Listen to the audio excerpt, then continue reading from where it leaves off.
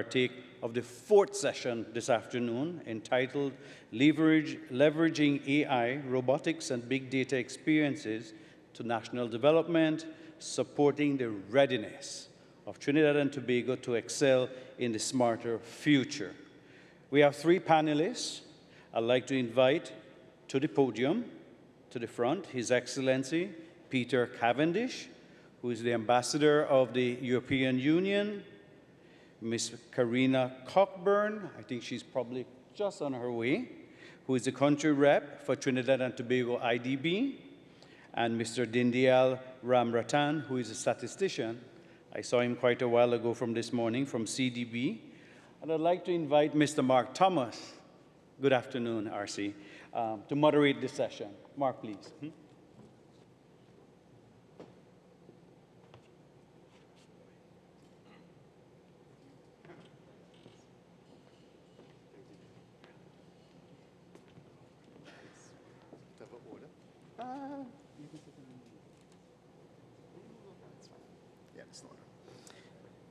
Good afternoon, everyone, again.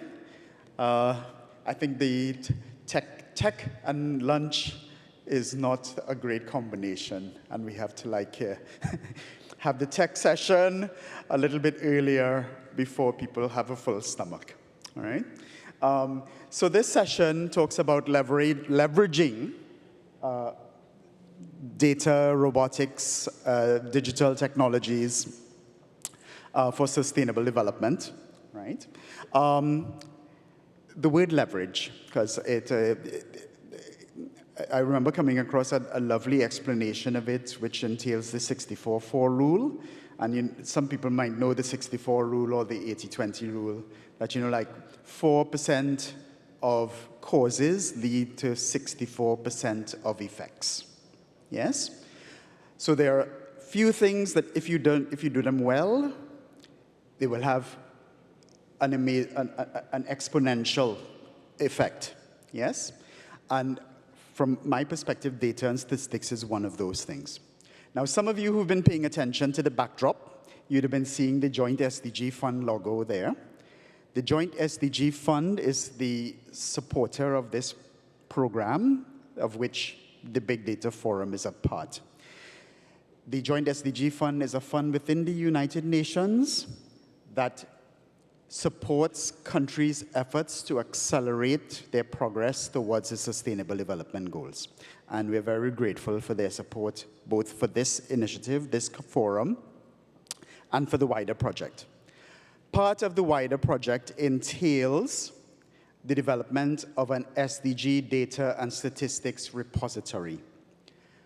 The idea is that in one place online, all of the data related to the 17 Sustainable Development Goals, their targets, their indicators, will be there so that anyone from the public, but more importantly, people who are planning development, both on the government side, the private sector side, the international development community side, will have this data.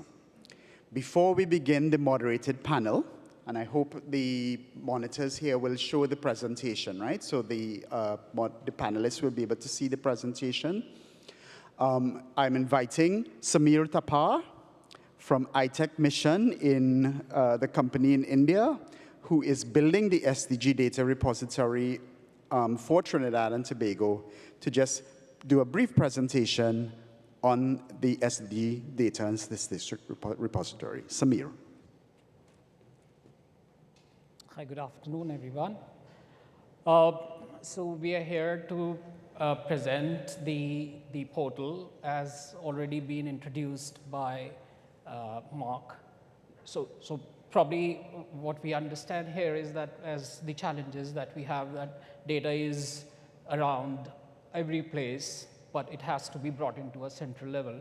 So we developed this portal under the guidance of the UN, and we would like to just present a video which explains this portal. So please play this video. The United Nations Sustainable Development Goals, SDGs, are a universal call to achieve a sustainable future and promote equality, human rights, and justice for all by 2030. One of the challenges in implementing SDGs in Trinidad and Tobago is the fragmentation and isolation of data. Absence of real-time data monitoring resulting in impaired decision-making. The new SDG data platform is an effort to fill these gaps and improve data integration, help gaining insights, and support informed decision-making. Here are some of the highlights of the SDG data portal. Integrate data in a central data repository. User access with roles and permissions. Create and manage SDG indicators. Upload data in bulk. Ease of data collection and verification. Quick and advanced searching methods. Analyze and present data using visualizations. The SDG data portal provides various modules for users to interact and a detailed data manager application to manage the underlying database.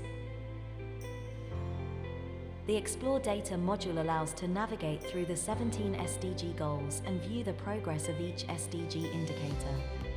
Various options are available to customize, share and download the visualization. You can also view the metadata of the SDG indicator. The Data Analysis module allows to view and analyze data at 3 levels. View the overall performance and progress of SDG indicators by target of the selected goal. View the disaggregated performance and progress of SDG indicators of the selected target.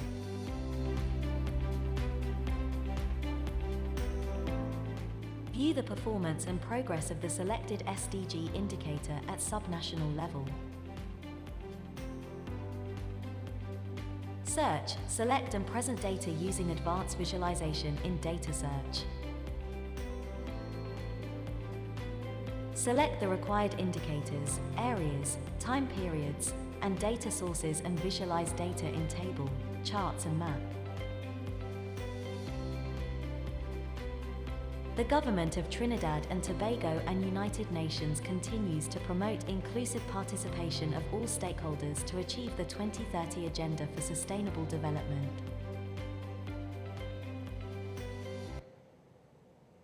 All right, so what you see was a very fancy, presentation, but there is something behind it, which is the database, and we are here. We've actually interacting with the ministries and the partners and making them understand how this whole database can be managed at the back end. Besides this, I think this is a process that will be launched soon. So there are some fixes and the user acceptance testing is happening. And after that, it'll be deployed and launched. Besides this, we do a lot of other interventions around the globe. We've worked in various technologies, including the big data solutions. And we would like to just showcase some of this work that we have done around the globe. Maybe that can interest you, and you can see how it can be integrated or implemented in other areas of your interest. Please play that another video.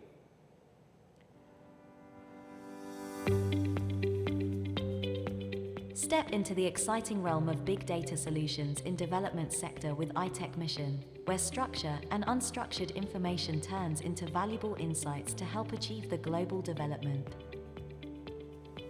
iTech Mission has developed solutions using big data and AI tools and technologies for predictive analysis and modeling and machine learning for the government sector to support program implementations and good governance. I'm just staying here in this hotel. We are developing solutions for the government of Mauritius to meet its e-business plan 2021 to 2024 objectives and approach toward modernizing its business operations with the one-stop data hub.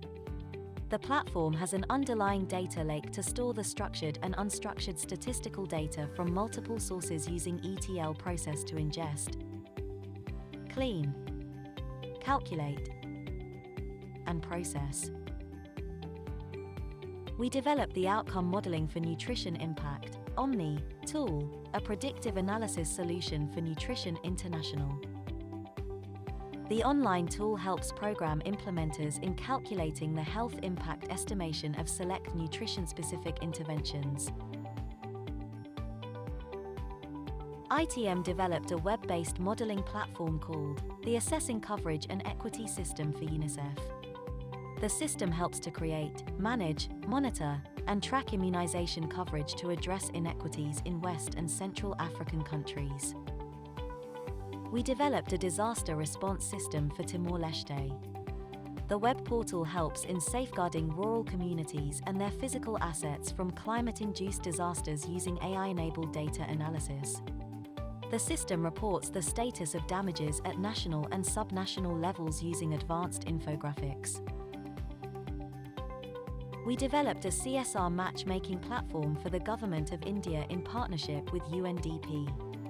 The AI-enabled web platform uses machine learning algorithms to match the most suitable funding and implementing agency to mobilize government-supported health-related resources in the communities. We developed the COVID-19 data analytical dashboard with module to predict the outbreak trajectories. The module is designed to take inputs on the population and epidemiology-related parameters with mitigation strategies to predict the chronological trajectories of health services and infrastructure. Our solutions generate fact-finding, decision-making analysis using both traditional and big data. The information buried in traditional data was migrated from the ground root for near real-time insights. Big data brings new opportunities. iTech mission continues to work for the government's need to put big data in action to achieve sustainable development goals. Our technical and sector expertise ensures that data solutions are relevant, robust, and customized to the local context. We support capacity building and local integration of evidence-based solutions to accelerate the 2030 agenda. All right, so right there, if you like to discuss more about it, you're most welcome. Thank you.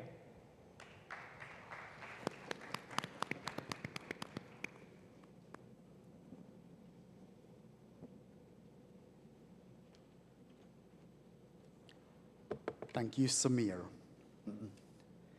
His Excellency Peter Cavendish. His Excellency has been in the European Union ambassador into Trinidad and Tobago since 2021. He has worked in EU institutions since 1995, since he joined the Directorate General for the European Civil Protection and Civil Aid Operations, or DG ECHO. He was head of sector providing humanitarian emergency and disaster response on behalf of the European Union. Since then, he has served in finance and security, including as head of division security of the European EU delegations, head of division inspection of EU delegations, and head of division for financial control of EU delegations. Prior to joining the EU, His Excellency worked in the financial and petrochemical sectors. And if I'm not mistaken, you have sort of done work with the UN before. So he's part of the family, right? He has a bachelor's degree in economics and a master's in business studies, both from the University of Dublin. Ms. Karina Coburn. Karina is the country head for the Inter-American Development Bank in Trinidad and Tobago, leading a multidisciplinary team that engages with both the public and private sectors to co-create and deliver economic development solutions. Prior to becoming the country head, Ms. Coburn was the IDB's Chief of Operations in Trinidad and Tobago, and I must say there were some really stellar projects during her tenure, and subsequently in Nicaragua, with responsibilities for execution of the IDB's portfolio of projects in these countries. Ms. Coburn has also served the IDB as the Senior Operations Advisor of the Caribbean Country Department in Washington, D.C., and a Senior Specialist in Jamaica for IDB Lab, which focuses on micro, small, and medium enterprise development. Before joining the IDB, Ms. Coburn held positions in the public and private sectors in Jamaica, including technical advisor to the Minister of Finance. She has also worked as a local fund coordinator in Jamaica for the Canadian International Development Agency, CIDA. Ms. Coburn holds both an MBA and MSc in Economic and Social History from the University of Oxford. Dindyal Ramratan. Mr. Ramratan is a statistician and country economist for Trinidad and Tobago for the Caribbean Development Bank.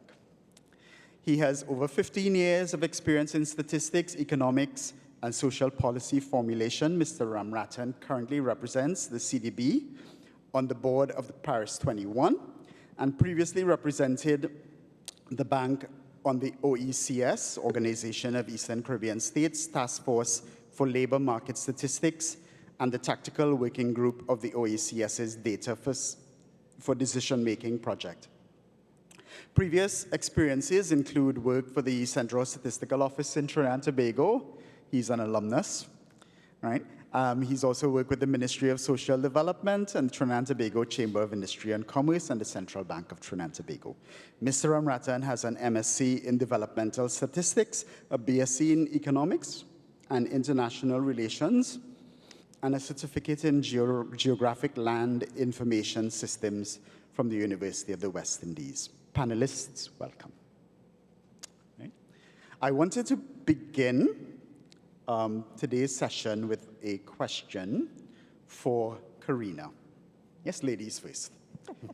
Right. I remember we had a conversation once and you mentioned that digitalization has become the foundation of all of the bank's work, right? That if it's work in agriculture, it must have a digital component. If it's work on gender equality, it must have a digital component.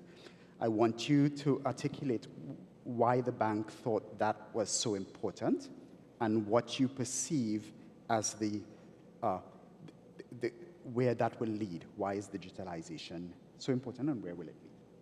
Sure, thank you, and good afternoon, everyone. So digital transformation is actually the single pillar of the bank's country strategy with Trinidad and Tobago.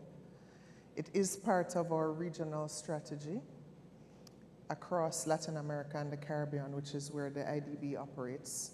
But here in Trinidad and Tobago, it is the single pillar of our country strategy, which covers the period 2021 to 2025.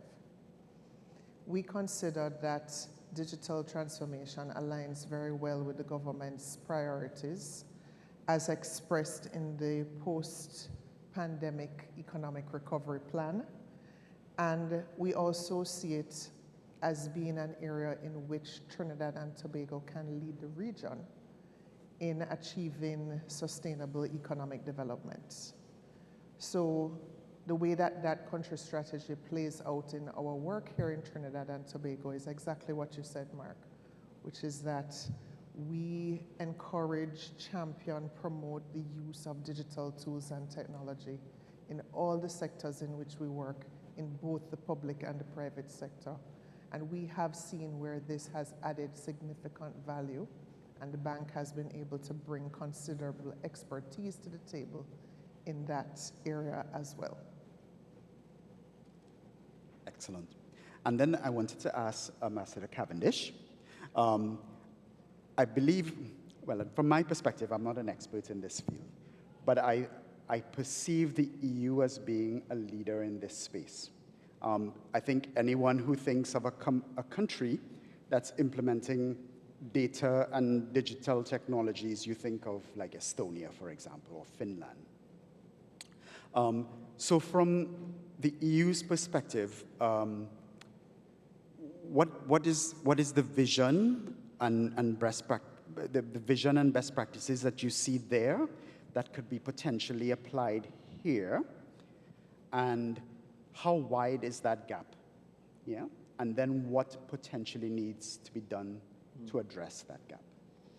Well, thank you, Mark. In fact, in our objectives, we align very much with those of the Inter-American Development Bank. We consider that digital is a major priority for the Caribbean, together with the green economy, and then after that, human rights, governance, security.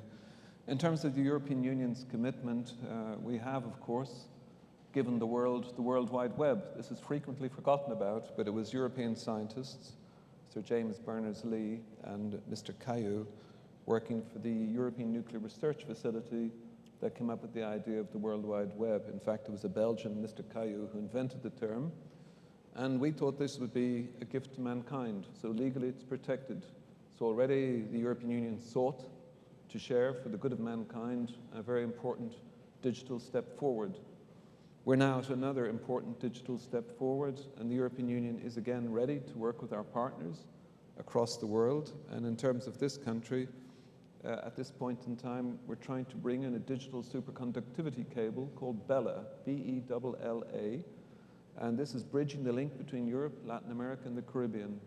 This superconductivity cable is already working between Portugal and Brazil, and we're working with the governments, with a body called Red Clara, which is a not-for-profit group, and the objective is to try and bring that superconductivity cable from Brazil across the north of Latin America, down the west and east coasts of Latin America, and then to either go up the islands to the Dominican Republic and across to Panama, or to take it from Colombia up to Panama. The BELLA cable with the Red Clara Consortium will be here after Christmas, and our objective is that all of the third-level bodies in Europe will be able to talk to all of the third-level bodies in Latin America and the Caribbean. This country in particular is already an important educational hub for the Caribbean. You've UTT, you've UWI. UWI is one of only 2 multi-country, multi-campus universities in the world. And we have a number of regional bodies, Eastern Caribbean Institute for Agriculture and Forestry, Maritime Technology Cooperation Center. We consider that this cable and its potential will be a fantastic multiplier in the age when we're confronting the challenges of leveraging artificial intelligence. In addition to these cables, we will be connecting the cables to major computing facilities, one in Panama and the other in Chile. So these cables are dedicated to allowing advanced sharing, huge transfer capacities of data, with the objective that they will be multipliers, because in our future knowledge-based economy, it is just that. We need more and more educated people with the right education to communicate together, to meet the challenges and to obtain the benefits that will come from artificial intelligence. These are not the only areas that we're working on. I could mention that we have also got other areas such as the UN Capital Development Fund is active here in this country, trying to advance the financial services sector to extend digital financial inclusion to the people that do not have access to regular banking, try and leapfrog them into using applications on phones. We are working in several areas. We've brought in the UN Office for Counter-Terrorism. I'm not going to talk too much about what we're doing, as there's a security component, but many of these things are going to be steered by advanced digital tools. I could mention that we have also got Erasmus. We have 26.3 or 4 billion in euros worldwide to spend on education. And for this point in time in the Caribbean, we have 15 million available to give grants, which could be for the construction of facilities relevant to artificial intelligence, robotic, and these areas. We can give grants from 100 to 400,000 to bring professors from Europe here to have online tuition, course construction, course certification. So directly answering your question, we are here to support the readiness of Trinidad and Tobago in what's becoming, the new domain, the new frontier. So I hope that has answered your questions for those parts. So I've moved from 2 honorary Trinidadians, because Karina is from Jamaica and Ambassador is from Ireland, to now to a Trinidadian, Mr. Ramratan, a true Trini. And of course, Mr. Ramratan, when I was giving your bio, it said that you have a long history in statistics, starting with the Central Statistical Office here. In your, I think, about 20 years of experience in the field, what are you seeing as having been the progress that has been made for Trinidad and Tobago in data and statistics? And from your perspective, from the outside looking in, what are the gaps and challenges that remain for this country? And what are the implications of those gaps and challenges? Yeah, well, I know the World Cup is over, Mark, but you stumped me with that one. But just to start with the progress, I mean, throughout the Caribbean, and Trinidad and Tobago is no exception, we've seen a lot of progress in terms of adding to the data stock. We often hear sentiments made that, there are data shortcomings, we're not getting enough data. But the first thing I would like to point out, there's a difference between data and statistics. And what our Central Statistical Office has been doing quite appropriately is making sure we have statistics that reflects our current reality. In fact, the Central Statistical Office, the work they did on the system of national accounts to build energy, non-energy demarcation is still referenced as one of the high points. and it's been able to allow us to measure progress in key areas. We have GDP statistics, labor, we have prices, so there's been a lot of progress. But in fairness, there are a lot of challenges. When you look at the nature of the Central Statistical Office, it is still an institution that is not able to hire staff when needed.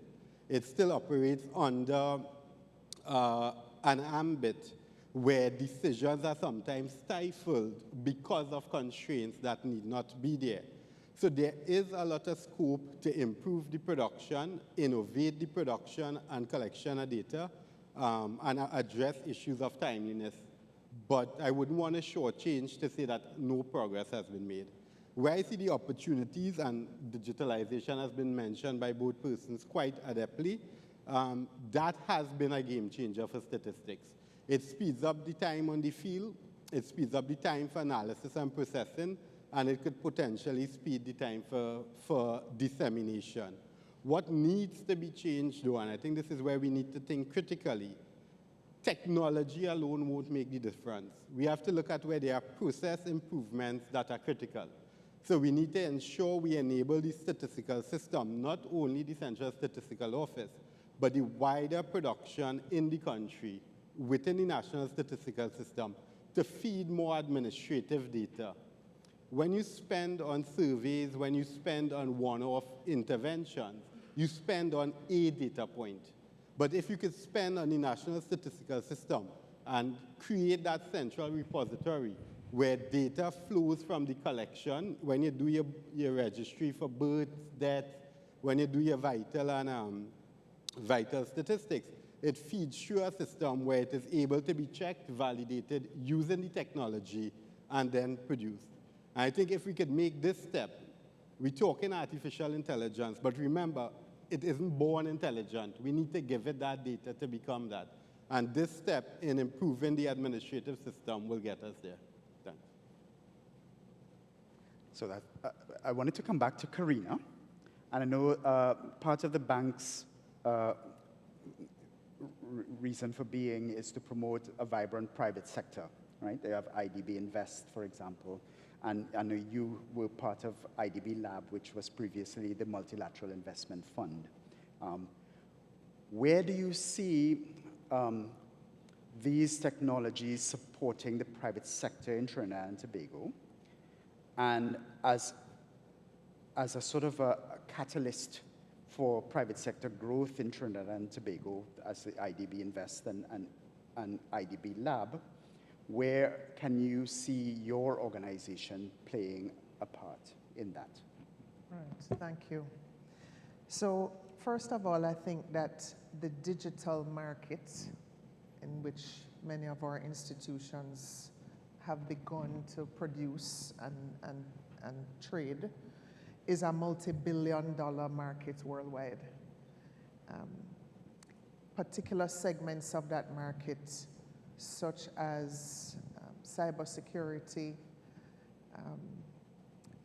creative elements like animation, and GovTech solutions are growing exponentially.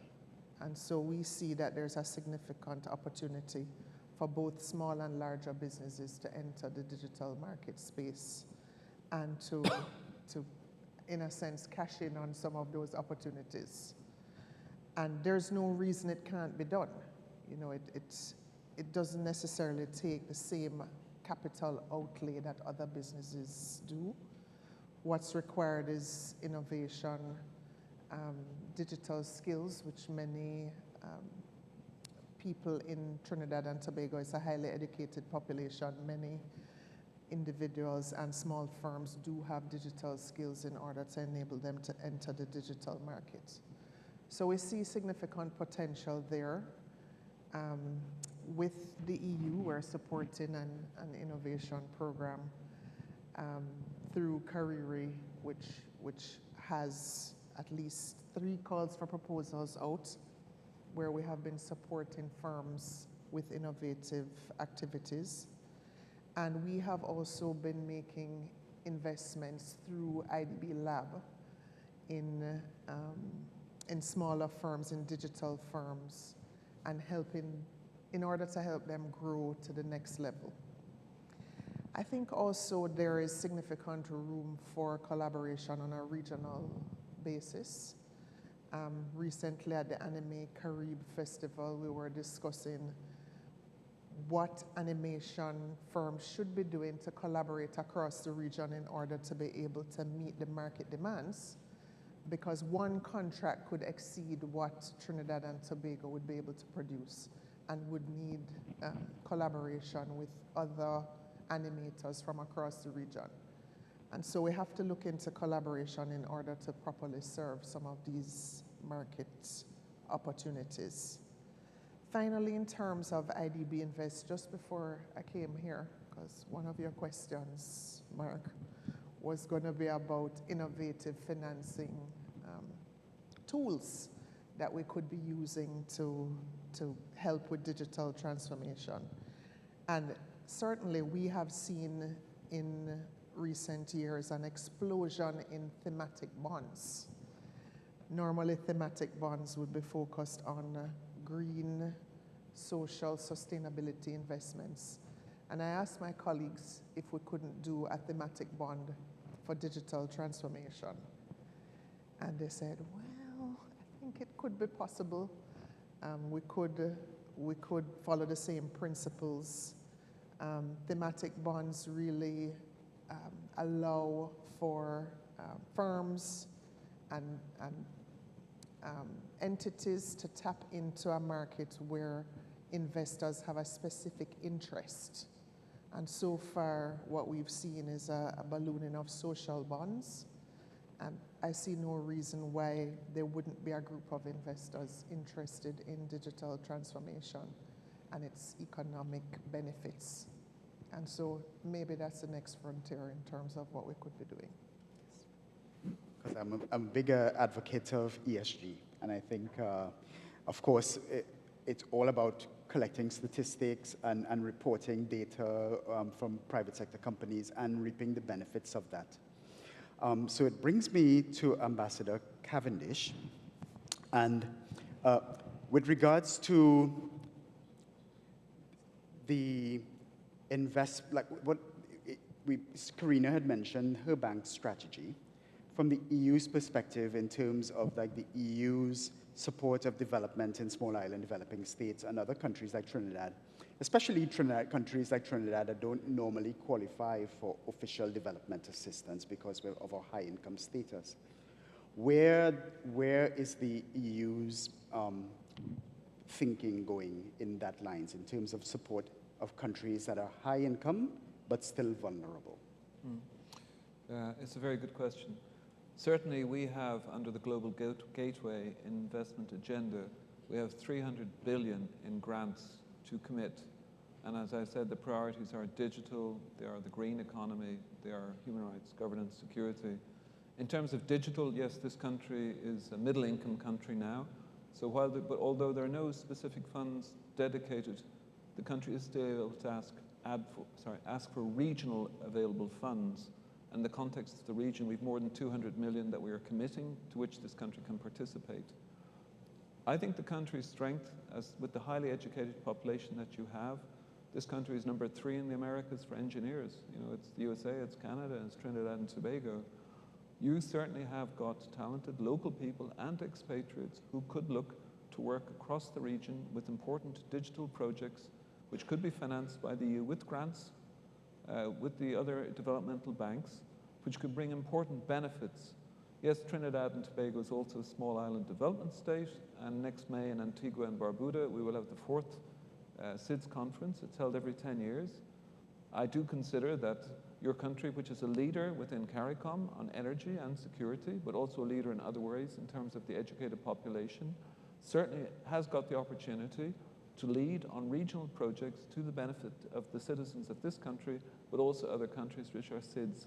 And of course, there is this problem of particular vulnerability to disasters in the region because you have volcanoes, you have storms, you have flooding. Perhaps we can have good lessons learned in this country for other countries. But in terms of going forward, we have to orientate our spending to create the economy of the future. If we don't take the steps now, Let us not be naive. We're in a global competition. You can name any country you wish. We're all competing to go ahead and to get the best for our own citizens and for our partner countries. We are in a global rivalry. We have grants. Your country can participate. Your country has numerous advantages, which it should be able to capitalize upon for the economy of tomorrow, which is now today. Artificial intelligence is no going back. We have to compete to master this, to manage the downside and the upside. Maybe we'll talk about the downsides later, but on the upsides, we do have funds available, we do have technological transfer, we have got, as I mentioned, educational funds, I mentioned Global Gateway, 300 billion, but there are also huge access to third-level bodies in Europe that hopefully we can bring to the third-level bodies here, be it by Bella, Red Clara, or one of the other mechanisms. Excellent. And now I go to Mr. Ramratan again. The UN Secretary General had listed 6 transitions that countries can apply to accelerate their progress towards the Sustainable Development Goals. And one of them is digital technology and enhanced data and statistical systems. Of course, that's all part of the 2030 agenda, all right? So from somebody who's working in the Caribbean and with a portfolio that is specific to Trinidad and Tobago, where would you like to see Trinidad be by the year 2030 in terms of digitalization and statistics? Both Karina and Ambassador Cavendish used the word regional leadership. And how realistic is that by 2030? And how far along the path are we? Are we behind where we should be or ahead? Okay. Well, firstly to point out, yes, I'm the country economist for Trinidad, but I'm actually the only statistician for our 19 countries, so I can't pick or rank. But just to say, in terms of where we need to be by 2030, all of us, not only in the Caribbean, not only among SIDS, but among the global world, when we look at 2015, which was the year of the SDGs, if we were to tell ourselves in 2015, this is where we would be now, I want us to really consider whether we will be pleased with where we are or not. And as we start, then we are coming off a crisis that set us back, in some cases, decades. And while our extreme, we may not have been on the extreme, we did lose significant years of development investments coming out of COVID-19. So starting on that ambit and moving towards 2030, I think the first thing we want to see is that our people, planet, and our opportunities for prosperity are improved from where we are now, from where we were in 2015. And I think in terms of where we want to see those changes, we obviously want to see the SDGs imprinted in our society, where we are able to provide for more of our people, where we are able to provide better opportunities. And we start from the point of we need to be able to say, how have we gotten here? I think for the region that is critical, and that point is to bring data and statistics. It is not about measuring where we are now and then 7 years after and washing our hands. It's about continuous measurement. It's about continuously seeing whether we are improving, addressing where we may be falling back, and taking the steps to go. So that is where I do see digitalization getting our statistics to our point where it's responsive, but also proactive. So immediately as shocks happen, we're able to get the data and statistics we need. But we could also identify when we see in trends that we need to address. Take, for example, the fact that our countries are going through an aging transition. Are we looking at the data and statistics that suggest that? And are we taking the steps? This is where we need to become more evidence-based and more knowledge-centered. Thanks, Mr. Ramratan. In fact, I wanted to ask all 3 of you the same question and just go along. You don't have to give a very long answer, probably like just a few words. In terms of like low-hanging fruit for this country, in terms of digitalization, data and statistics, what would that, if you had to choose 1 or 2 low-hanging fruit, what would it be? I just wanted to see if there was sort of like consensus amongst the 3 of you. Anyone can go first if you have an answer. I think in terms of low-hanging fruit, I don't particularly, there's several phrases that I don't like. One is cross-fertilization, low-hanging fruit. I think there's a number of areas where this country has a leadership role due to the high level of engineers, the high level of education, and I believe certainly artificial intelligence in terms of where the key is really a knowledge-based resource. Now, Karina's mentioned animation. I think it's a good example. There are areas where, given the cultural richness of this country, the creativity, all of the things that come out, that in terms of the arts and commercialization of the arts, that the country can take a step ahead. It's an area at the moment to fully commercialize creative products. You're vulnerable to being, sadly, taken advantage of, to be polite. But I think the country's creativity, combined with the universities, combined with artificial intelligence, should play to this country's creative strengths for the future. I think I could add to the point about evidence-based decision-making. Certainly in our work, we find that across the Caribbean, there is a lack of access to data. Many of the data sources, especially primary data, need to be updated. We don't have up-to-date data. We're using proxies in many instances. And this in and of itself creates certain inequities, and also the inability to properly target interventions and make adequate plans and craft adequate policies that are inclusive and address the areas of greatest need. So in terms of low-hanging fruit, I think there are many opportunities to extract big data in ways that we haven't been able to do it before, in more affordable ways, to use the data already available from public agencies, and to use AI and other tools in order to extract information that can guide us to make better policies and better policy decisions. Mr. Ramrathan. Well, for me, if I had to be short for once in my life, I would say partnerships.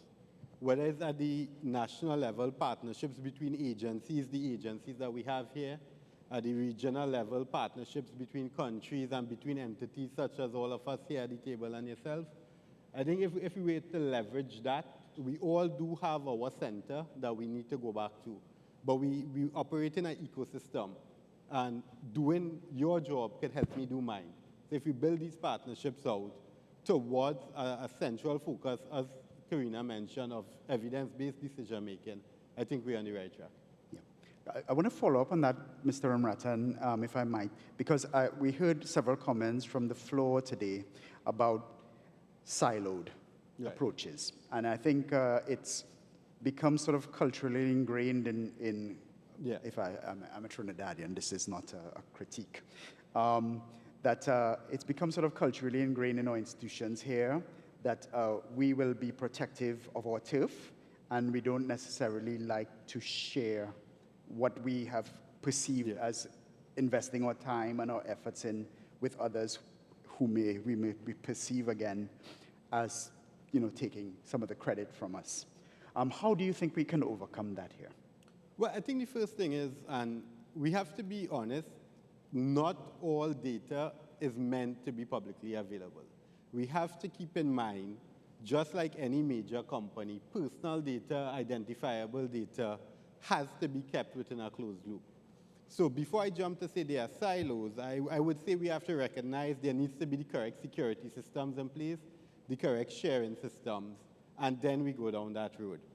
Now, what I would also want to address here is the fact that in creating silos, maybe sometimes we need to build that linkage where it's a two-way street. Me getting your data is not just for personal use. How do we create a better ecosystem where this data is used by all? And how do we create the data sharing mechanisms where we could be sure who we share data with will use it for the right purposes? So I often hear a lot of reference to the European standards for data sharing, but even within those standards, there are some data, if I access it from the institution, I use it for said purpose, and I cannot reuse it. Even if I am doing research again, I need to request permission. So what we need to look up at is setting up the right ecosystem for data sharing, which includes permissions, includes security, and includes an understanding. We can't always get what we want, but how do we get it best? And finally, I want to go back to that point. It is a peeve of mine. Data does not equal statistics. Statistics should be publicly available. They should be processed and produced and disseminated. Data needs to have certain regards. So we need to understand what data we're asking for, whether we should have it, and then how do we treat with it when we do get it. And just if I could come in there briefly, I want to raise the issue, this governance of the digital space. When the European Union protected the World Wide Web, the assumption was that it would be pacific, and we've seen it's not always, or in many cases, additional risks. The governance of the digital space has to be addressed, be it between governments, at the CARICOM level, at the international level, and just recently, of course, we've had this conference in the United Kingdom with China, India, Nigeria, Rwanda, and many other countries, plus the European Union, talking about the need for governance of the digital space. There's a lack of governance at the moment. It has to be addressed. It's a risk at the national level, it's a risk at the business level, it's a risk at the personal level. So now to Karina again, because I think, well, two of you have the word banks in the name of your institution, and therefore I think people perceive you as, as a source of funds, but I think those in the know will perceive you as a source of funds that can have catalytic effects, right, and lead to enhanced things down the line, right, and something that's bigger than the funds that you invest. In terms, now I think a lot of what we're talking about here is, let's be honest, expensive, right? Developing a modern statistical system in Trinidad and Tobago will be expensive. Integrating big data and artificial intelligence into Trinidad and Tobago will be expensive. Where can those catalytic funds, or how, what can we do, institutions like yours, to catalyze investments? Let's say I'm a member of the private sector here. All of this is relatively new. I may just decide to wait and see, right? But if I wait and see, then the world moves on, and then we're playing catch up. But what is it that we need to do to get people to invest, to possibly be early adopters in these spaces? Well, I think the more that we see it as an opportunity for business development, for business investment, the more likely that capital will flow towards those sectors. I did mention that GovTech is one of the fastest growing segments within the digital market, and so that means that software developers locally can be thinking about how to provide solutions to government challenges. And in fact, that is the basis and the thinking behind the Ministry of Digital Transformation's D-Hub initiative, right, which was recently launched and which has made its first set of awards. So I think there will be a move of new businesses towards entering the digital market where they see opportunities. We see quite a strong footprint, even a proliferation of cybersecurity firms in Trinidad and Tobago, which many of us might be aware is the most attacked country in the Caribbean at the moment. And we see that all around us in the news every day. So I do think that there will be a move towards that in terms of investment on the private side. On the public side, there remains significant opportunity. I was reading about data centers and the data center market, for example. And TT is second only to Panama in terms of the scale of data center space available, which is a good foundation for providing those services to other countries. At the same time, 12 other countries are already investing in developing data centers. So again, we're going down a route of being competitive rather than collaborative. And there certainly is an opportunity there for greater regional cooperation. I think also that we have seen here in Trinidad and Tobago, with the formation of the dedicated Ministry of Digital Transformation, the recognition of how important this is and why it needs standalone, dedicated, focused attention. And I think in terms of seeing the opportunity, moving quickly on it, I think we see both public and private actors aligning around the creation of that ecosystem and expanding that market in Trinidad and Tobago. Does that answer your question? It Okay. does. Yeah, no, it does. Because I think, maybe I'm wrong, but I don't perceive there being excitement for this in the country yet. Maybe I'm wrong. You know, I know we have an audience here today, and I see that the IFC table there, but I don't believe that, like, for example, we invited CEOs to this session, right? I'm looking around, I don't really see many CEOs. And to me, how do we overcome that challenge where maybe as a country, we've sort of gotten into the groove of what we do, and to get out of that groove and do something a little bit differently has, from my perspective anyways, always been a challenge as a Trinidadian. What can we do to instigate that change and create excitement for these technologies here?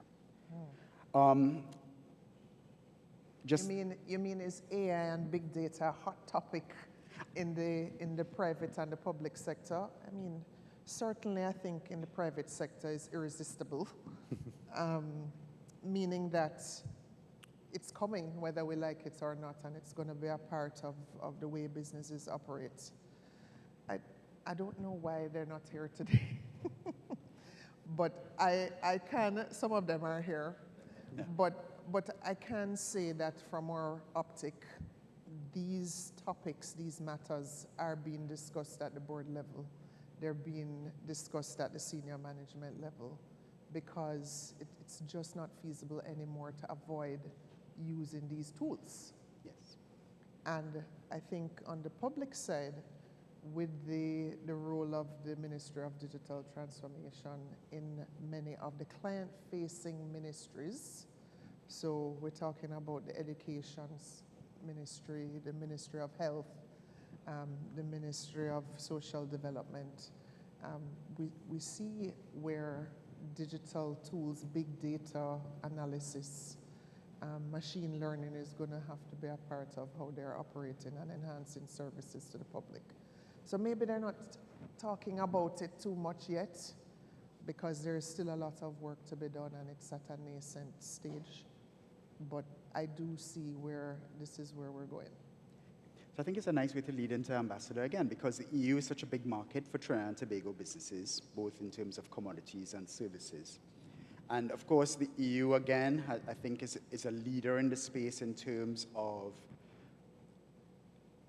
holding the private sector to account for what they do in terms of the legislation and regulations that you impose, and the need for companies to collect data to demonstrate in their reporting that they're doing X, Y, and Z. So from your perspective as the EU ambassador representative of the EU here, what are the opportunities for Trinidad and Tobago's private sector? Should they go along this path in terms of doing business with the EU? And also, what could be the potential pitfalls if they don't? In terms of the EU and imposing, we only impose when it's products coming to Europe. If they're going elsewhere, it's not an issue. I think a very good example at this point in time is the carbon border adjustment mechanism. This has been introduced on the 1st of January 2026, and guess what? Firms will have to account for the level of carbon which is present and used in the production of their goods. I don't know if you'd like to guess the two countries that are going to be most affected by the carbon border adjustment mechanism. Go ahead, Mark, guess. Trinidad and Tobago, and Mozambique. Okay. So your country exports about 36% of its exports to Europe. You have a profit of about $4.6 billion on that trade. It's heavily energy and energy related. In terms of our accounting, all firms that are exporting to Europe within 6 key sectors, one of which is ammonia, and your country is the second biggest exporter of ammonia to Europe after Russia. You were number 3, but now due to the war, you're number 2. The carbon border adjustment mechanism is going to make a lot of accountants very happy. But for these accountants to do the job properly, I can only imagine that artificial intelligence is going to help them a great deal, just as we've seen where lawyers have downloaded information to be filed with using artificial intelligence. So in terms of the tool, I think it certainly should improve the frequency, the regularity, and the accuracy of reporting. In terms of the opportunities, I don't think we need to be too scared of AI. We need to be prudent, but don't forget that for every job of a humdrum nature that's eliminated, the more that people have free time, the more that other people are enriched, they consume more services. And those services can be of a various kind, be it foreign travel, or they get extra work done on their teeth, or whatever. So it will move our economy forward, but we do know that as economies move forward, people want more and more services. So perhaps those in the service industry in this country are thinking, or not yet thinking, but they will soon, that, okay, there's more rich people around, or more people, humdrum jobs are eliminated, and we can sell more services to people. So yes, we do impose, but on the carbon border adjustment mechanism, for an example, the world's first ever webinar on the carbon border adjustment mechanism was held here in the Caribbean, using the Caribbean Export Development Agency, with access to all of the energy players. Number 1 in the world, and we did it here. So yes, AI is going to help with meeting the carbon challenge. It's definitely going to help us. It can't be a hindrance. And it's definitely going to give us opportunities as well as the challenges. I do think a lot of money will also be made in the service industries in the future, generated by AI, and the way in which it will accelerate the main parts of the economy. And to Mr. Ramratan, of course, a big part of the ethos of the UN is like leaving no one behind and being inclusive. And I know that some of these technologies have come under criticism recently for, for favoring one race, for example. Like preponderance of information in cyberspace, for example, is probably about North Americans and Europeans, yeah? Or Chinese, right? Not much less, let's say, for the subcontinent or for the African continent or for the Latin America. Therefore, when you plug something into, let's say, ChatGPT, it comes through that lens, right? Where it favors particular cultures rather than others. And you may see where I'm coming from, being from small islands with small cultures and a relatively small cultural footprint. We don't have Hollywood. We don't have, we never had the Beatles, right? We had Bob Marley. Hey, we have Marshall, right? But the idea is that what are the implications there for these technologies in terms of the people who are being left behind here? And what can we do to stop them being left behind in this technology, or probably to keep them apace with everybody else? Yeah. Somehow I feel Mark has something against me, okay? I keep getting these questions. Tough ones. Yeah. But no, in the concept, this is something we at CDB have been actively reviewing coming out of COVID-19. We have a heavy education footprint in the region, and we've been looking at the fact that education systems are the first point of call, and are the first point of call that are currently being impacted by COVID-19 and digitization. If we think about what online learning meant, in a time of no one left behind, if for that 2 years you didn't have access to the technology or to the infrastructure, which we found to be the case in some areas, you were left behind essentially. And this is where we need to rebuild the systems in a manner that it has to be less about access, and it has to be more about, it has to be less about availability and more about access. In some ways, we've always had this concept of ownership, but the sharing concept has to come back. And if this is where the data comes in, if we recognize areas that may not be connected to the grid, you may have populations that aren't able to access, we take the services to them. And that has to come back into our thinking. And yet again, it comes back to data. I just want to jump on the small island state, because to also mention in the cultural space, we have never been left behind. I mean, my good friend from Jamaica, pop culture is everywhere, Trinidad is everywhere, in sports. He's still trying to figure out how Usain Bolt came out of this small region, right? So we have a footprint that works. What we need to do is make sure we put our data into ChatGPT as well. ChatGPT and these new modern technologies, they don't create data, they find data. And if we aren't putting the data out there, there's no data to find. I could just add something more quickly. So I think excellent points. We definitely need to be training ChatGPT. And there is also an opportunity for us to innovate and provide solutions to these challenges. So yesterday I met with a firm that has been working on the challenge of digital ID systems being notoriously inaccurate when it comes to people of color, and in particular women of color. So they have been working on a solution to have these systems be more accurate and to recognize Caribbean ID systems, right? So I think that there will be an opportunity for firms within this region to contribute to the solution to some of the challenges, because AI is here to stay. Thank you very much. So I've been hogging the floor, so I will now open the floor to questions from the audience. Does anyone have any questions for the colleagues? Yes, Mr. Young. Can somebody get a mic to Mr. Young, please? He's right behind you, Mr. Young.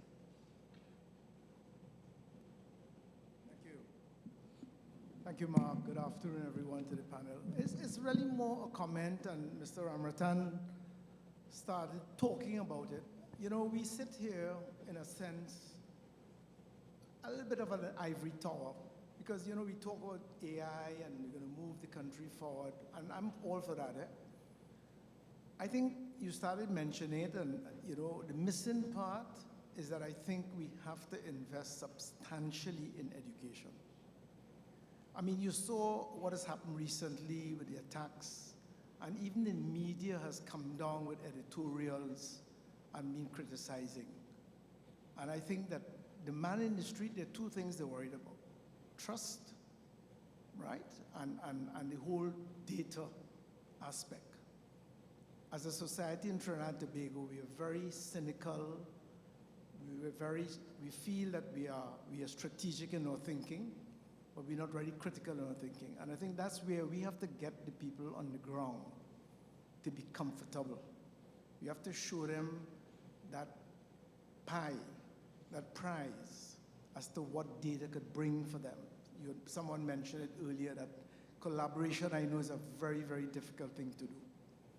There's the need to get that bridge going between, you know, the data generators as well as the data users, so that data generators will feel comfortable that in the provision of it, or they're doing it because there's a benefit for them, right? And we sit here, but the people outside, and they're the ones who have to become digitized first, before digitalized. And they're very skeptical. And I don't know if you could capture you know how they gravitated in a mobile phone? I mean, it was a natural, right? Even Granny uses WhatsApp, whatever it is, to communicate, because there's an incentive. They don't have to pay the carriers as much fees or charges. And we have to evolve and get some kind of selling point, some attractiveness about their trusting that they could give up the data, in spite of signing NDAs, whatever you call them, and get them comfortable. And I think there is the need for the development banks to allocate some funding to that, the education and getting the mass comfortable with it. Because, you know, as business people here, in other words, I think you may have to engage more with civil society who I think is the best conduit to get to the people on the ground, you know, and so that, because we could talk all about this stuff, and it's great stuff, but we really need to get the people who generate the data, the people who use it, in a sense, not the real power users, so that they're comfortable with it. The whole digital thing, I mean, we know that there are people who are just anti-going cashless for many reasons. And that's what we have to understand. And then it talks about financial inclusion. We really believe that financial inclusion is a good way of bringing these people in because they see a benefit. But they still want to line up in the bank to get the pension because they're not comfortable with it going direct. How do we bridge that? And I'm sure there are case studies in the rest of the world, Peter and Karina, that we could piggyback on. I mean, Kenya did it because they had no choice, right? There's mileage and distance, but Trinidad is small. And you know, COVID was a good opportunity, but that has gone. And that's what we have to pin on. How do we get that prize in their head so they could feel comfortable that they could go digital? I'll open the floor. Anyone who's comments, right. So thank you, Mr. Young. I think you're right in that there may be a few layers in terms of these concerns and in terms of having an inclusive digital transformation process. First of all, we have to think about people who don't have phones, right, or access to computers and tablets and all these other things. And how then do we ensure that they are also beneficiaries of these services that we're trying to provide by digital means? So I think there is still room for a significant amount of investment to have people have access to devices. I think this is why we still see internet cafes and things like this, or even schools and other public entities which have equipment available, which could also be made available to the community in the times when they're not being used by students, etc. So we see a lot of that happening around the world, and we have to be open, I think, to those opportunities for people without devices. Then I think in terms of bringing in citizens who are skeptical, and rightfully so, because these cyber attacks go to the heart of people's fears about digital transformation. When I had the paper, nobody was holding me to ransom and all of that, or the company to ransom for the use of data, and nobody could get it and publish it on this dark web we're all talking about. But the benefit is that digital transformation is a means to an end in the delivery of government services, improving that experience you have when you walk into the passport office or the collectorate or the licensing office. And can we outpace or have that improvement in the experience outpace the fears that may be holding people back from engaging with the system in this way? And for that reason, the credibility of digital transformation processes in countries really rely on our ability to get these tools into the public domain and improving the experience and service that we can deliver to citizens. So I think we can't give up. Definitely, there is no turning back. We can't give up. And we have to continue to engage and maybe accelerate if we can. And not forget that at the center of it is a citizen who cares about their data. They need to have agency over their data. And they also are asking for services from the government which they pay for and contribute to as taxpayers. So we're in danger of running over time, but I wanted to give Ambassador, because I know in the EU, you have very strict privacy regulations, and people in the EU are you associate people in the EU are very concerned about their privacy. How has this been overcome in the EU? And then I'll follow that up with a question, Ms. Ramratan, which is about education. As a statistician, as somebody who is wanting to promote these things and have the skills of the future be available to take this thing forward. Where does education go? Ambassador and then Mr. You're totally correct. The European Union citizens are extremely concerned about their privacy. There's all sorts of concerns on the treatment of data. Those rules will not be watered down. I do consider that citizens are open to artificial intelligence. I mean, it's already the case that if you go onto an airline, if you have a problem with the flight, you can have an intelligent person, AI person, not a physical person, talking to you. I consider that the confidence will grow. For example, we've just had this awful COVID pandemic. Imagine if much more data on the progression of these viruses and their mutations and all the rest of it could be assembled.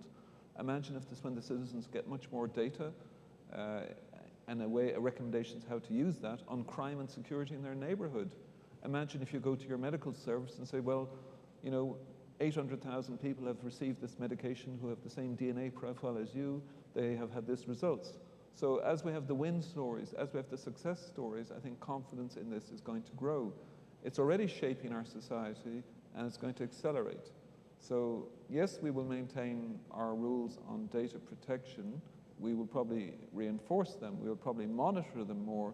But we're already, the genie is out of the bottle. And I think the success stories will help us. As Karina and others have mentioned, cyber is a great concern. It may be that we need to teach our children already in the schools the laws about cyber. Don't click on documents with attachments. Don't click on links where people have sent you that you don't know. I'm already doing that well, my children are grown up now, but I've already done that with my children. Yes, the education needs, I think Director Young has been very correct, but they're not huge needs, actually. Cyber common sense, digital common sense, is what we in the security parts of our diplomatic functions. Don't click on what you don't know. Don't click on odd messages. They give us all sorts of things to look at. But it's not a year's training. It's a couple of days. So, yes, we do need to educate, but it is not a vast cost, in my opinion, to have the protection elements. Yeah. On the education aspect, I think I want to close by focusing on two key areas.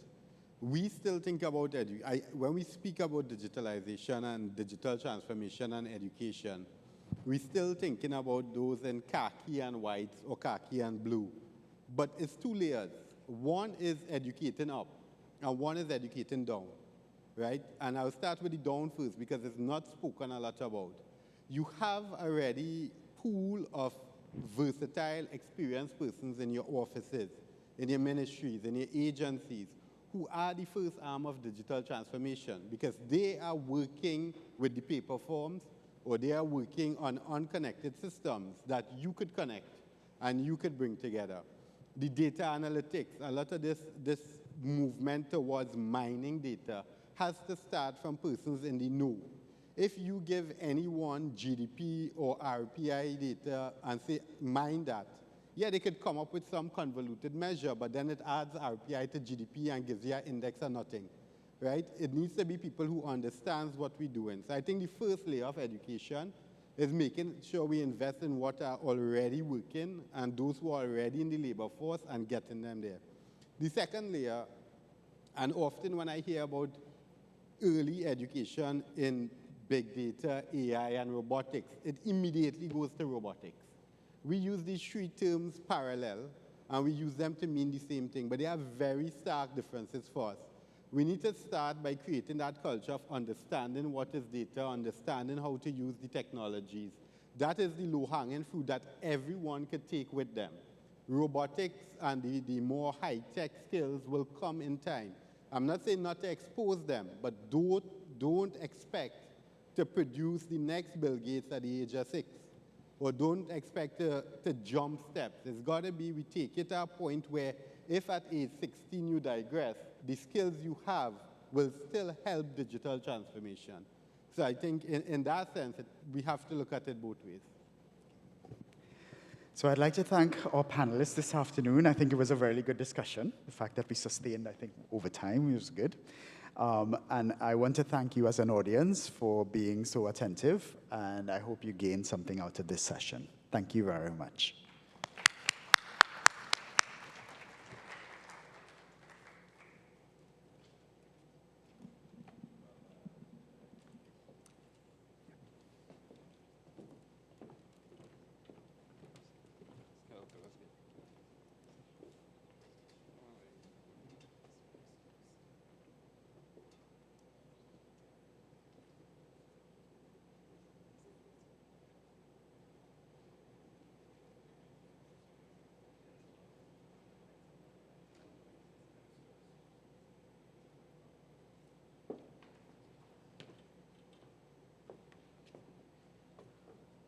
I think if there was one word that I could describe that session, it would be wow.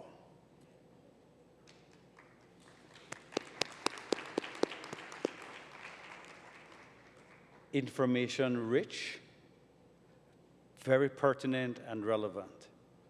Thank you very much for the speakers, and thank you, Mark, for coordinating such an awesome session. I am supposed to prolong a little bit so that they'd be able to bring a chair up front. Yes, thank you very much.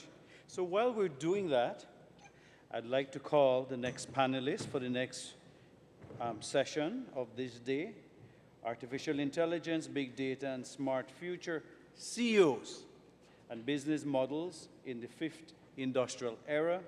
So I'd like to call Ms. Gail Passos, Senior Vice President and Head, Caribbean South and East, and Managing Director of Scotiabank. I'd like to call Ms. Roxanne De Freitas, Senior Vice President, Strategic Business Projects, Massey Integrated Retail Portfolio, Mr. Alan Sadler, President, Guardian Shared Services Limited, and definitely our session moderator, Mr. Eddie DeVries. I think we're almost ready for you guys. I'm hoping you're already mic'd.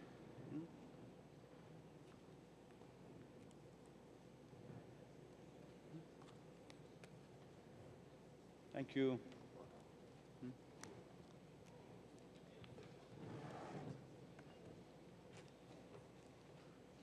How are you, sir? All is well?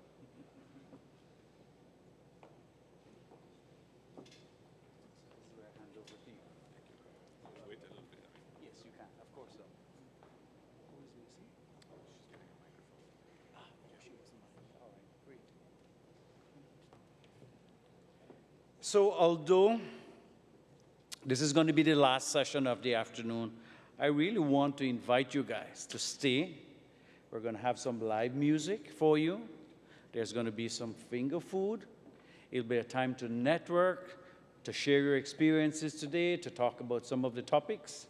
We anticipate to have that session immediately after this session is completed. Please stay. Be a part of that. We want to invite you to stay around and be able to talk a little bit about today's agenda, how it was, how it may have impacted you, what was new for you, what did you know, and even talk about what possibly could be some of your areas of interest for the different sessions that will be conducted tomorrow. I invite you to stay for that session. I'm going to tell you that there's going to be live pan music, and I certainly look forward to that. I hand you over now to Eddie. Eddie, please. Thank you. That's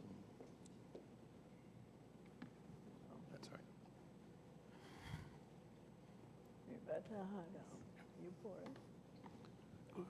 Good afternoon, everybody. So this is going to be the part of the day where we are focusing on business with CEOs.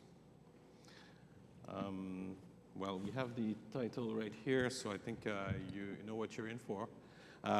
Before I introduce the participants, just to be clear, we're going to have a conversation today about more high-level, the approach to data from a business perspective, from an executive perspective. It's not going to be a technical conversation, so hopefully you're ready for that. The motivation for this roundtable was really, we know that there's a lot of organizations in the country and the region who actually do consume and use data. And you're going to have examples of this here today, but that's not necessarily the case across the board in all organizations. So we wanted to kind of help demystify some of the issues and encourage certainly other businesses to try to adopt data as an asset, if you may. So let me introduce our participants. Maybe starting off with Gail. Gail Passos is Senior Vice President, Managing Director of Scotiabank Trinidad and Tobago, and Head of Scotiabank's Caribbean South and East Operations. Over her 25-year-plus career with Scotiabank, Gail has held a number of progressively senior leadership roles locally, including head of corporate and commercial banking, vice president, and chief risk officer. In 2019, as part of her leadership development, Gail was seconded to a position within Western Canada, leading a large retail distribution team. She returned to Trinidad and Tobago in 2021 to take up her present role. Gail is currently a director on various Scotiabank subsidiary boards and serves as a director of on the board of United Way, Trinidad and Tobago. I will move to Roxanne. Roxanne de Freitas, Senior Vice President, Strategic Business Projects at Massey Integrated Retail Portfolio. Roxanne de Freitas was recently appointed Senior Vice President, Strategic Business Development for the Integrated Retail Portfolio. Up to September 2023, she held the position of CEO of Massey Stores Trinidad, the leading supermarket chain in the Caribbean, and had direct responsibility for its Trinidad and Tobago operations with 24 stores and over 2,000 employees. She also holds a directorship on the Integrated Retail and Distribution Portfolio, a subsidiary of Massey Holdings that oversees the retail and distribution businesses across the Caribbean and the US. Prior to Massey Stores, Roxanne had an extensive and successful career as a leadership executive with Unilever. At Unilever, she held the positions of Marketing Director Caribbean, Regional North Exports Director, and Managing Director at Unilever Caribbean Limited, formerly Lever Brothers. Roxanne graduated from the University of Western Ontario, Canada, with a bachelor degree in business administration. And our last participant, Alan. So Alan Sadler has been with the Guardian Group based in Trinidad and Tobago since December 2015, joining Guardian Life of the Caribbean Limited as Vice President, Finance. After 3 years in this role, he was promoted to Group Vice President, Insurance Operations, where he held responsibility for many operational projects, most notably the rollout of digital transformation within the Guardian Group. Alan is also a qualified chartered accountant and an MBA graduate from Cranfield University.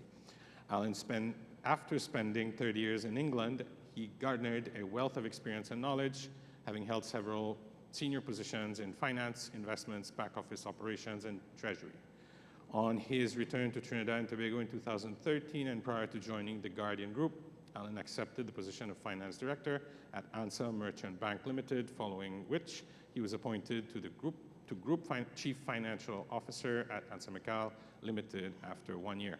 Alan then became president of Guardian Shared Services Limited, which I think is your current role, in September 2022, and now leads the charge in developing a new shared services structure that provides back office insurance services to the Guardian Group's life, health, and pension companies in Trinidad and Tobago, Jamaica, and Barbados. This new structure has brought tremendous opportunities to enhance customer experience through shared operating processes across the group's LHP businesses, as well as create operational efficiencies with updated processes and automation. This new direction is aligned to the group's commitment to building a global organization through positive interactions powered by technology. So thanks everyone for being here today. I'm Eddie Davis. I've been operating in the IT sector for more than 25 years now. My main interest is in data strategy, data governance, and AI. So without waiting any longer, let's delve straight into the conversation. And I would like to ask our participants for their own contributions regarding data. So how does your organization use data? Gail? So, let's just start off, right? When we think data, a lot of people think that's a really nebulous type of thing. So I want to say certainly from an FI perspective, let's break it down a little bit in terms of the type of data that FIs have and before we get into how we use it. So if we were to look at that, you look at onboarding, we get a lot of demographic and geographic information there. Then every transaction that a customer does is a data point. So payments in and out of your account, credit cards, what you buy, when you buy, how you buy it, the frequency that you buy it with, all points of data. Other data points would be things like text messages, emails, voice, recorded telephone calls. And so what we do, or what we've done, is we've taken all of that information, we've integrated it, and we've used it to understand our customers better so that we can decision better. Sounds good. Roxanne, any examples on your side? Well, Eddie, very similar to what Gail was describing. I would say in our organization, similarly, we would have data coming in from external sources, so the demographic, the socio-economic information and whatnot. And then we would have the internal data, which again, similar would be all of our purchasing transactions, all of our selling transactions, anything, data coming in from all our social media feeds and whatnot. And we would use that information to generate insights. We would use the information, our purchasing information, to develop algorithms to allow us to place better orders on our suppliers, so automated ordering systems. We also would use the data coming off of our transactional systems married with our loyalty data to understand what our customers want, to ensure that then we have the right assortment in our stores, that we order the right variant and we order the right flavor and the right size. Depending on the demographic of the store, let's say, we would ensure that certain types of products are stocked and listed to cater to the customer's needs. So in our organization, we use data quite tremendously and continue to use it to generate more and more insights to make decisions. Thanks. Alan? Good afternoon, everybody. We're an insurance company, lots of data, right? So from claims to initial applications,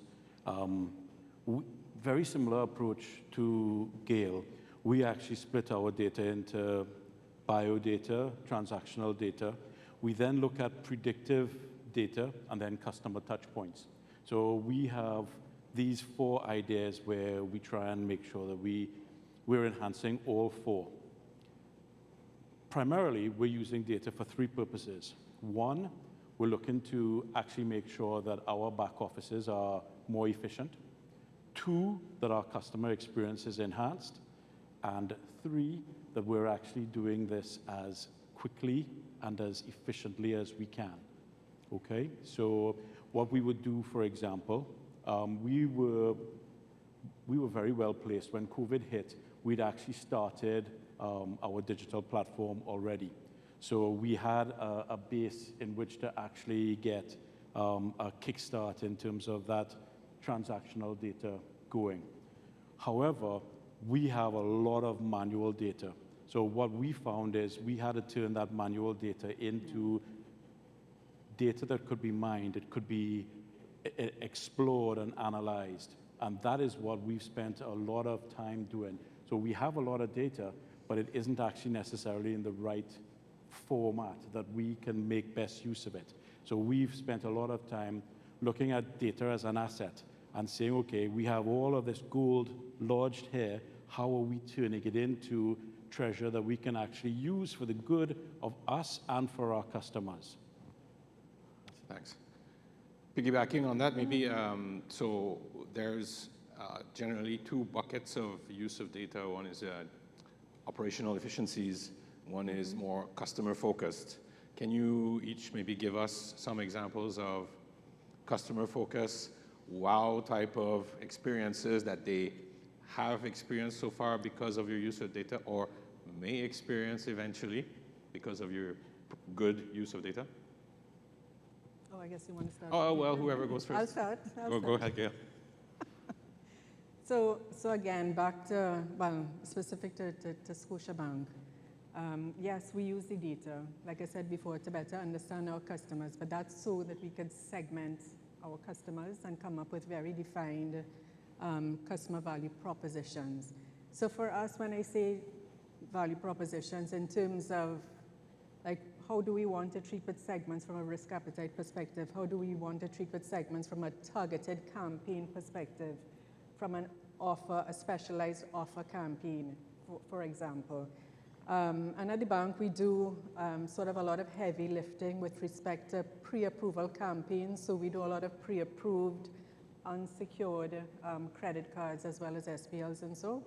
And one of the things that we employ as well, similar to Alan, is predictive analytics. We call it propensity analytics. So we run several of these analytics to determine what is the customer's propensity or their likeliness to take an offer, what is their likeliness to use an offer once they've accepted it, and what is their likeliness to repay debt. So we also use analytics for risk avoidance. I would say as well on the fraud side, and we all know, right? There's several elements of risk that present themselves across financial institutions, across business at large. But a couple of things that we do, we look at behavioral analytics. Is this a merchant that a customer would be accustomed buying from? When they're logging in, are they likely to, what's their style of login? We use facial recognition in order to determine, okay, this is the person that's in front of us logging in to make things easier for customers. And so those are just a couple of examples, Eddie. Yeah. Roxanne, anything? Okay, Massey? I'm up next. Well, again, we use the data in several ways as well at Massey. On the loyalty side, we have been able to look at our customers and segment them by age, by the type of products they buy, and be able to curate for them specific personalized offers for them. So if we see that there's a certain segment that are young mothers that are buying Pampers and baby formula on a regular basis, we might be able to come up with a nice promotion targeted for that young mother, either boxes of chocolates, bottles of wine, different types of items on specific days. And we have seen where in reaching out to those customers, we have been able to delight them and make their shopping experience much more pleasant and enjoyable. We also know that when you can personalize an experience with a customer, you have an 80% chance that that customer will come and purchase from you, right? So I guess as business people, and all of us have run our businesses to some extent, we know that we have to deliver to the bottom line and the ROI. So we're always measuring and looking to measure what's the success. So we do measure promotions and promotional success, and whether it's driving incremental sales or incremental profit. Another area that we have utilized data in is that we find that, I guess in these small island states, we don't have as much market insight as we would like. So what we have done for our suppliers is we are able to collate information for them and actually have been able to generate another stream of income whereby they are able to purchase their category information, which gives them insight into how that category is performing, that they're either looking to exit or they're looking to grow or expand. So again, that for us is has delivered a positive ROI, and as business people, that's what we're looking for. Using data responsibly, as well as using data to generate a positive benefit for the business. Okay, we looked at it, again, pretty much the same way. We wanted our customers to feel that Guardian was more in tune with what they wanted and what they needed. So you can say that Guardian actually has two layers of customer. It's agents and the customers proper, right? So what we want is, asked what is actually causing the biggest pain points. It was the time to get settlement once you'd actually applied. Anybody who's ever had a claim, you know that the sooner that's done, the better. So we looked at pace through those two particular areas, balancing pace with accuracy. We have, Guardian Group does life insurance, but it also does P&C, so your house, your car. So we also had different layers of data that we had to be aware of. So we had a data education system internally where you can imagine for the life insurance company, your age is a very important metric. But for somebody actually insuring their house, your age isn't so important. So what we have to do is make sure that all our companies value all of the data so that we're all looking for more complete data. So we went all the way back and did a master data management program that allowed us actually to if Joe Bloggs was had house insurance with us, then we made sure that we understood if that was the same Joe Bloggs who had life insurance with us or had a mutual fund with us, to make sure that we understood our customers better. By actually taking the data on the customer, we're then able, as the panel have said, we're able to cater for their wants and their needs more accurately, more quickly. We're actually also able to help our agents by pointing out to them where the opportunities lie. Okay, so what we're doing is saying, all right, so we're making sure that we structure the customer's interaction with us to be as smooth as possible, but we also need to be faster. And actually, if we're faster and more efficient, we actually can charge less. And if we're charging less, the customer gains again. So you're actually getting into a virtuous circle of benefit for both parties. And that's how we've approached data and what we can do with data and what data does for us and for our customers. Anecdotally, do you have any examples of actually customers telling you, wow, I didn't expect that, that's great service or great product or great offering that I didn't expect to get? By contrast to the, oh, what are you doing with my data? This concern about, that was raised maybe today earlier about data protection, data privacy. Well, data privacy is not going away. I think the EU ambassador said, if anything, it's going to get more strict. And what we've done, because we have a Dutch Caribbean arm, we've actually used GDPR as our high watermark. So in Barbados and in Trinidad and in Jamaica, we've looked to GDPR as our level right across the group. So what we've been doing is ensuring, because there is actually quite a lot of confidential data in there, so health insurance, et cetera, what we've been doing is making sure that that data is properly looked after. So we are putting huge amounts of money in making sure that data is properly structured and protected. But we are also aware that for health insurance, as an example, we took away our physical card and actually have been sending QR codes. So our customers, our health customers, have a QR code which they can just show to a reader at a pharmacy to actually get the health claim, the prescriptions, etc., done more quickly. Again, that's better for the customer in that they see things happening more quickly. But actually, right now, we're in a period of really difficult inflation with prescriptions and medicines. And that data also helps us. Again, we can have the right drugs available. We can work with the pharmacies to make sure that they're understanding the stocks, what's coming, etc. So again, there was some talk of partnerships earlier. I actually think this only works if you can actually establish strong partnerships. The gentleman didn't actually talk private-public partnerships, but I think that's also important as well. So we're hoping that we can establish those as well. Again, understanding that the data has to be properly protected, etc. But the QR codes that went out, I also have to admit that wasn't for the older demographic. I think the point was made that not everybody has a smartphone.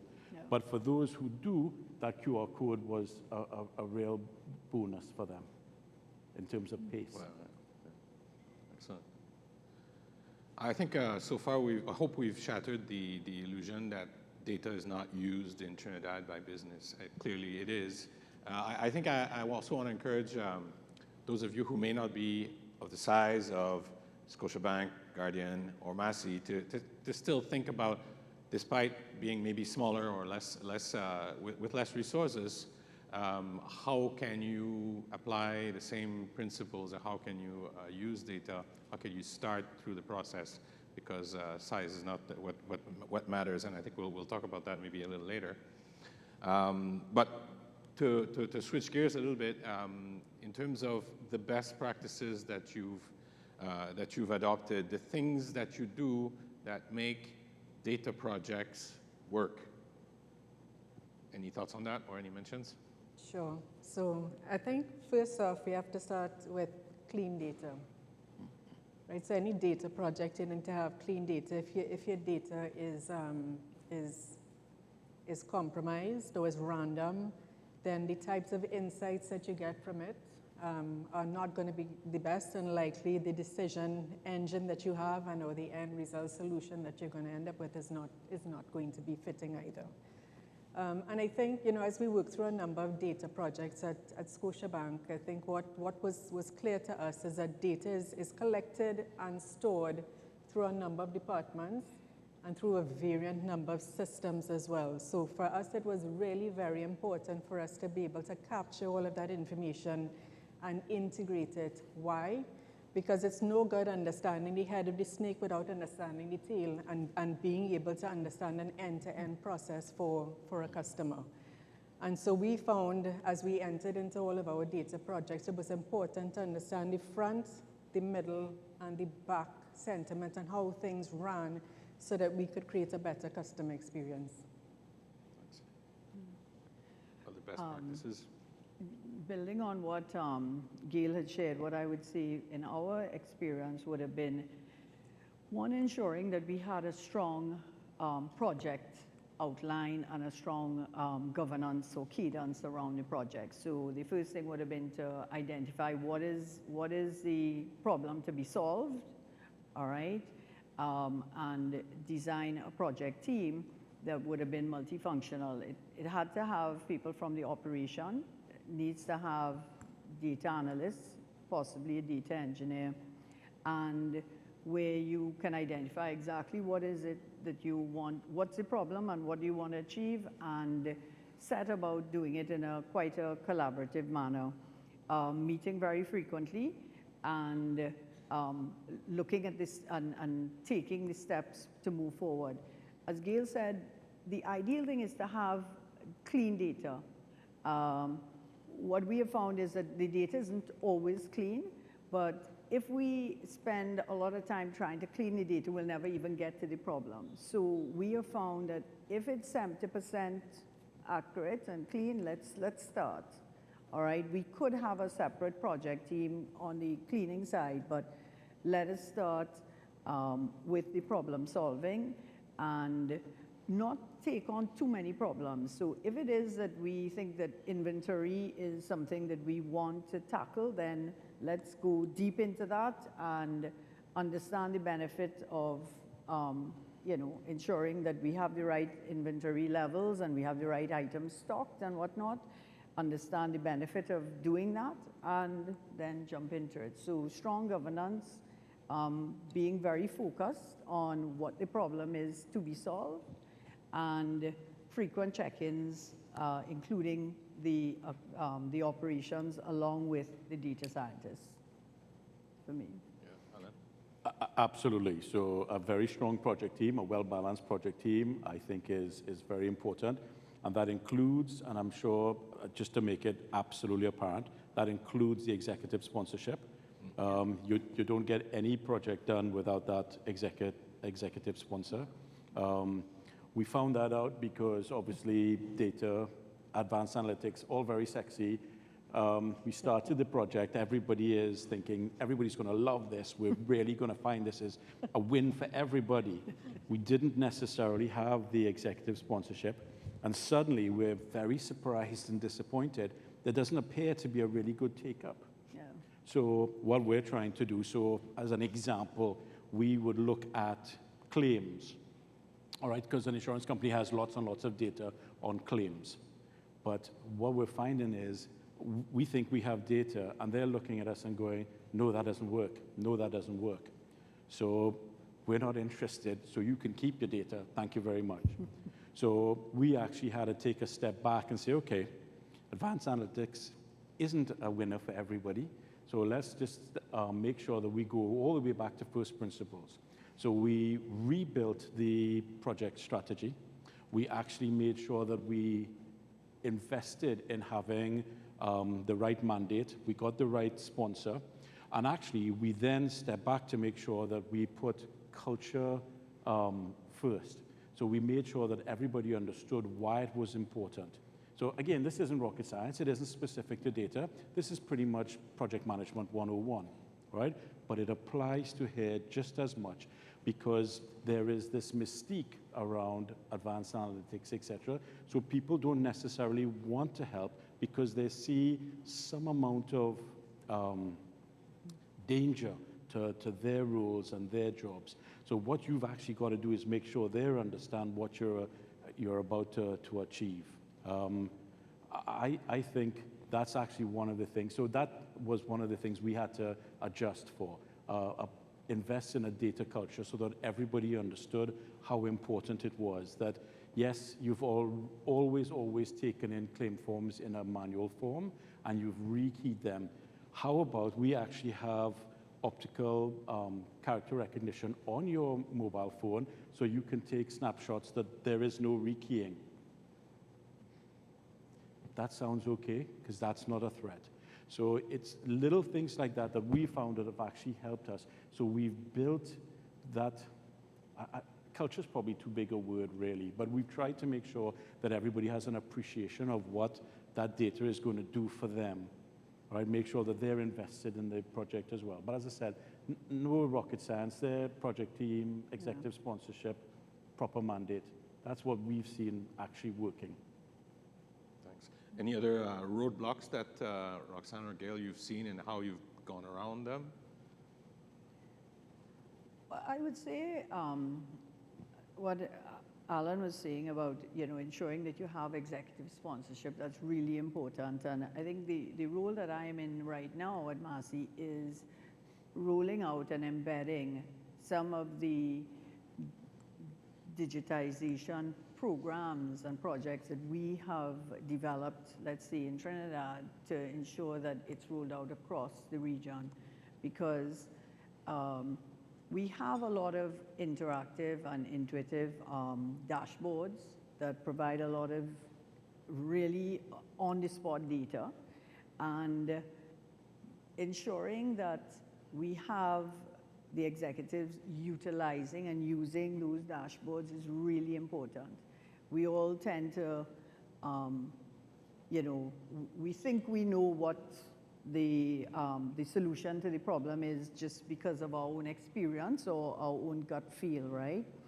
But ensuring that we embed these tools across the organization is important. What I've found is just spending a lot of time talking, running meetings, presenting the data, trying to ensure everybody's logging on and getting into the dashboards and using the Power BIs and the different types of programs that are there, not just the regular Excel spreadsheets that everybody is accustomed to, So it's change management, I guess, is really what we're talking about. So there's project management and there's change management, and you have to have somebody that is fostering and driving that change management so that the data culture is embedded across the organization.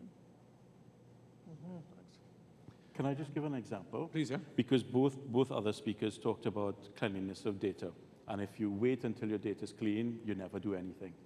So one of the things I talked about was we ran a master data management program, right, to try and make sure that Joe Blogs here was the same Joe Blogs there. Our data, not clean, but what we did was we made sure that parameters around fuzzy logic were much higher. So we don't trust our own data, so you're making sure that the parameters are matching at 90%. Because the last thing you want is Joe Blogs and a different Joe Blogs being put into the same account, because that's a breach straight away. And what you then do, so again, point was made earlier about different types of jobs are now becoming available. Data steward seems to be a really popular one that's coming out. So what we have is we get the fuzzy logic to do the top 10%.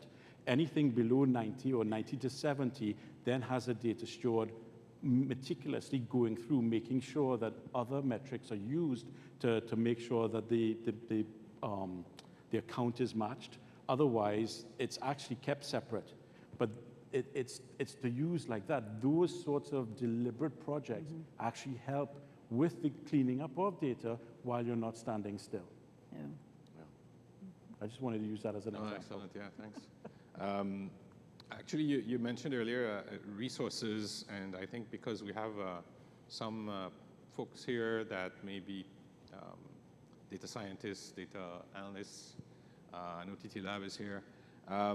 What's been your experience with hiring or working with local technical resources? Like I said, you mentioned well, analysts and scientists, custodians of data as well. Can you tell us what it's been like in terms of availability of resources, skill sets, and so on? I'll jump in and say that my experience so far has been we have amazingly qualified local nationals coming out of UE and UTT that understand programming, right, and understand how to, the various visualization tools and whatnot that we have to use in business. What is important is that when we recruit these young people, and at Massey we have an intern program where we take on interns for a guaranteed a year, and we expose them to different areas. This year we took on a lot actually in the data science field. But what is important is that they really need to be closely coached by an operations person.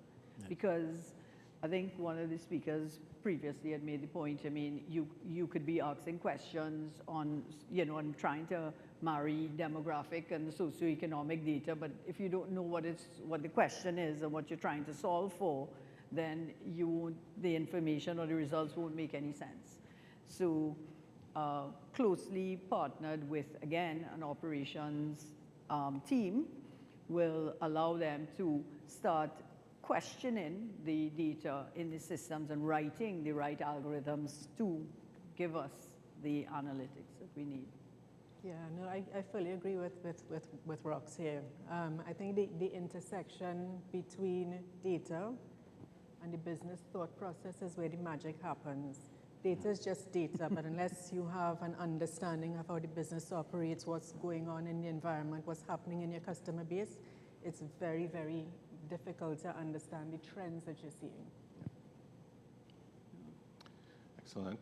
Alan, I don't know if you had anything. Well, I would just echo that. Yep. So again, I saw it actually happen. So Trinidad is full of very, very bright people.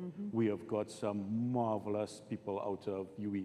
We have an advanced analytics team of double figures, but they're young, they're very, very bright, but they're raw, all right? So the fact that you can do wizardry with maths does not necessarily, and they'll hate me for saying it like that, but that you have the ability to manipulate data to this extreme level does not mean that you understand how the operations side works.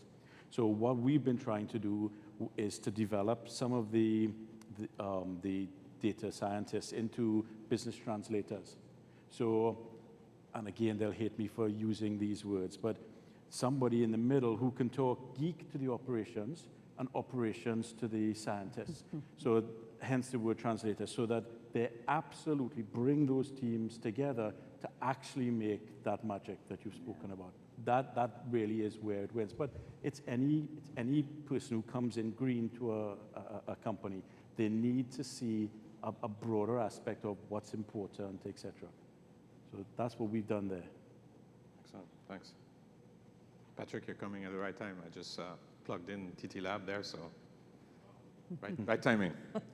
Patrick. No, I did. All right, thanks for that. So let's get back a little bit to the business side of things. The question is, what do you say to an executive of any size company as to why and how do they go about? Why do they go about starting to look at data as an asset and consume data as an asset, and what's in it for them, and how we go about it, based on your experiences? Well, if I jump in on that one, Eddie, and I think I said it before, I think the first thing for us would be, and what we've talked about, is what is it that we want to solve for, and what is the expected impact to this? Is this going to generate a higher level of customer satisfaction? Is this going to improve our financial resources? Is this going to make us more efficient? So set a target, whether it's going to be 200 bips savings or growing the business by whatever, 10% incremental, and you start to solve for it. I would pick one big item, set up the project team, and start off on it that way. I would not pick 10. I would start with one and check in 4 or 5 weeks later in the project. If we're not making any headway, I will move to the next one. All right. Intense focus, obviously with executive sponsorship, and you're off and running. My approach to it. I think if you were to look, because you did mention small, medium-sized, bigger businesses, right? So I would think even if it's a self-employed person, to Roxanne's point, you solve for the things that matter. So, for instance, start thinking, what is my most profitable product? You want to figure that out, so you know which product you want to push more. Now, I'm talking a self-employed person, right? Mm-hmm. Or which product is bought more frequently, for instance.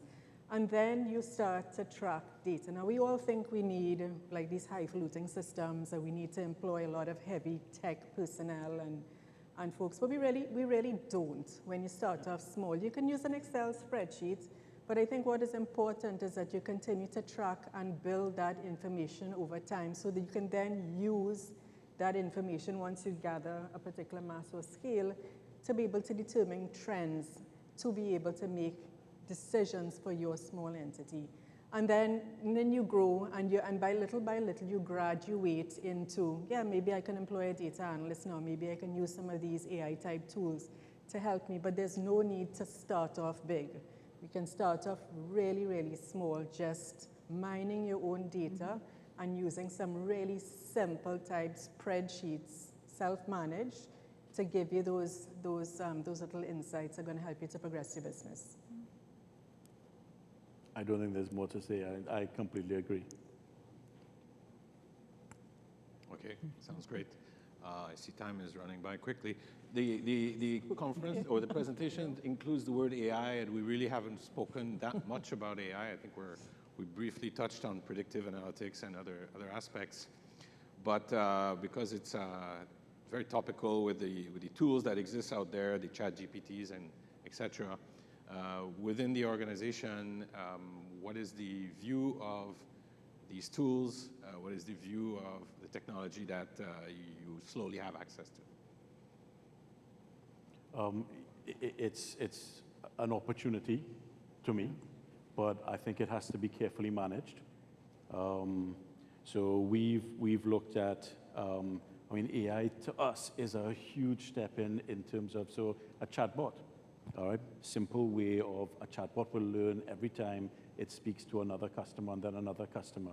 So actually you're picking up data all the way through. We've looked at making sure, Gail mentioned it, I mean, it's to mitigate your risk. You're actually making sure that you understand what it is that's important to your customer through those conversations. So that's incredible data, useful data for us to actually pull in and look at. We've used predictive models to actually look at propensity for what's the next product to buy. We've looked at churn models.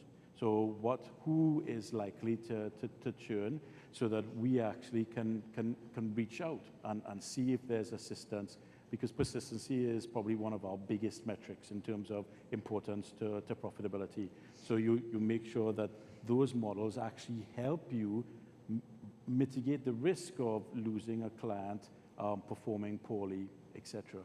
So you actually have to use it carefully, but I think it's a massive opportunity to enhance the relationship you have with your customer. Building on what Alan just said, I totally agree. I wouldn't say we're big into AI as yet. We are using it. We use it for a similar model, a churn model as well, so customers who would possibly stop shopping with us.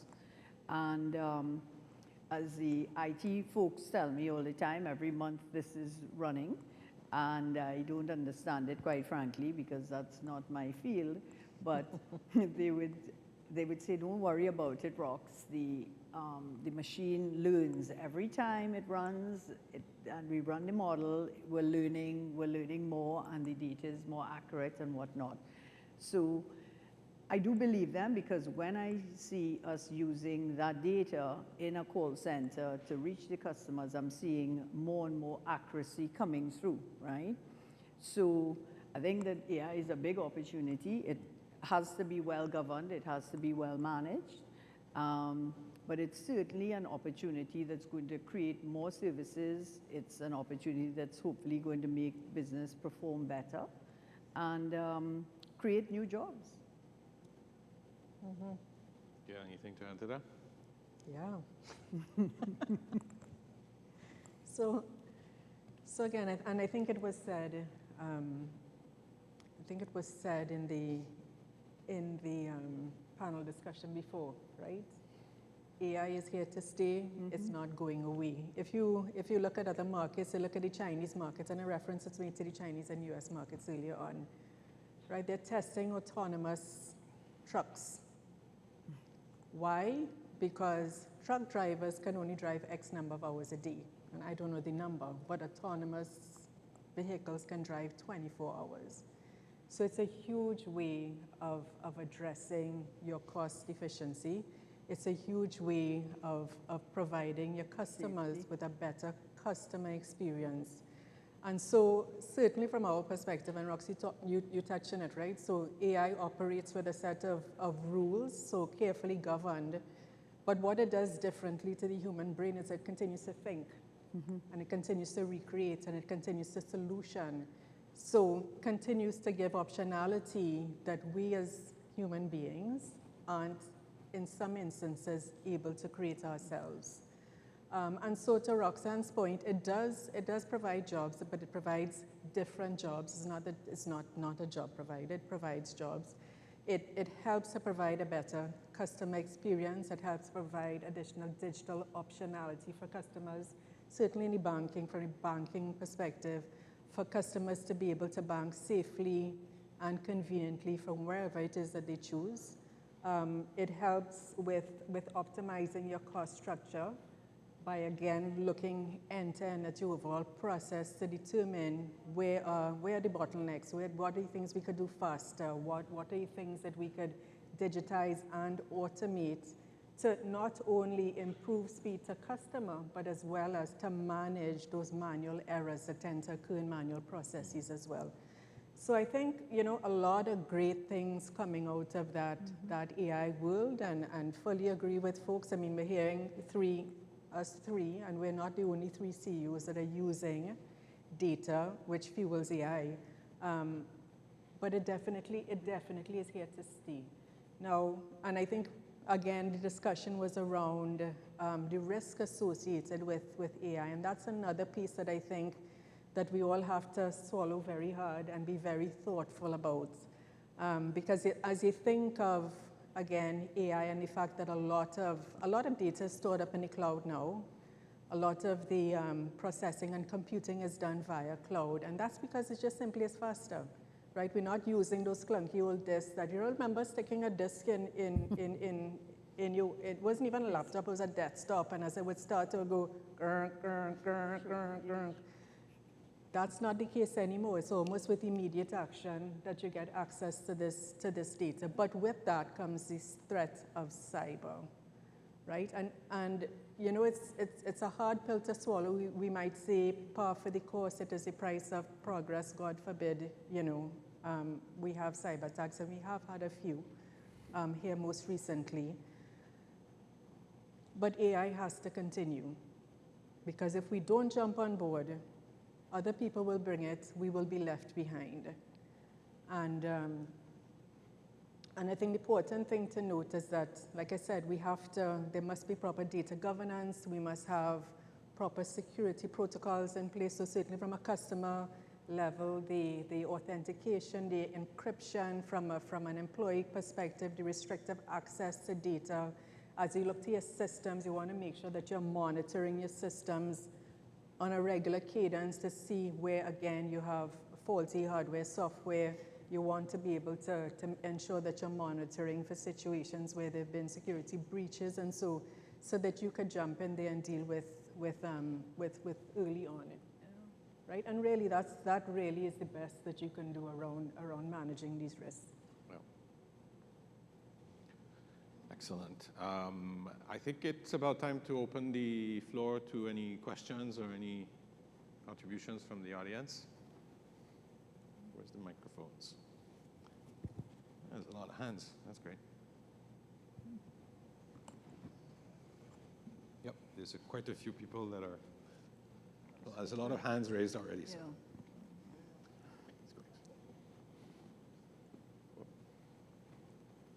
Hi, good morning, speakers. Good afternoon, sorry. Yeah, my question is, as industry professionals, do you see any future partnership between sharing the user data that you've generated on your own with the government's data of just the general population for big data in the future? Sharing private company data with government. I do. Again, it has to be structured in a way that it is allowable. But again, let me give you a very simplistic example. A car insurance company would benefit enormously from actually being able to access the Ministry of Transport's data. And the Ministry of Transport would benefit enormously from actually having access to all the insurance companies to know which cars are insured and which ones are not. Both parties benefit from that sharing of data.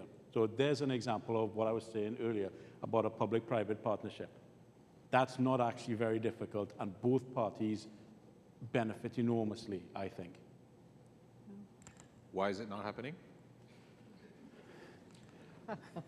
I don't know the exact answer for that. We have reached out I think the ATIC, thank you, has actually reached out to ask that question. It's done in the UK.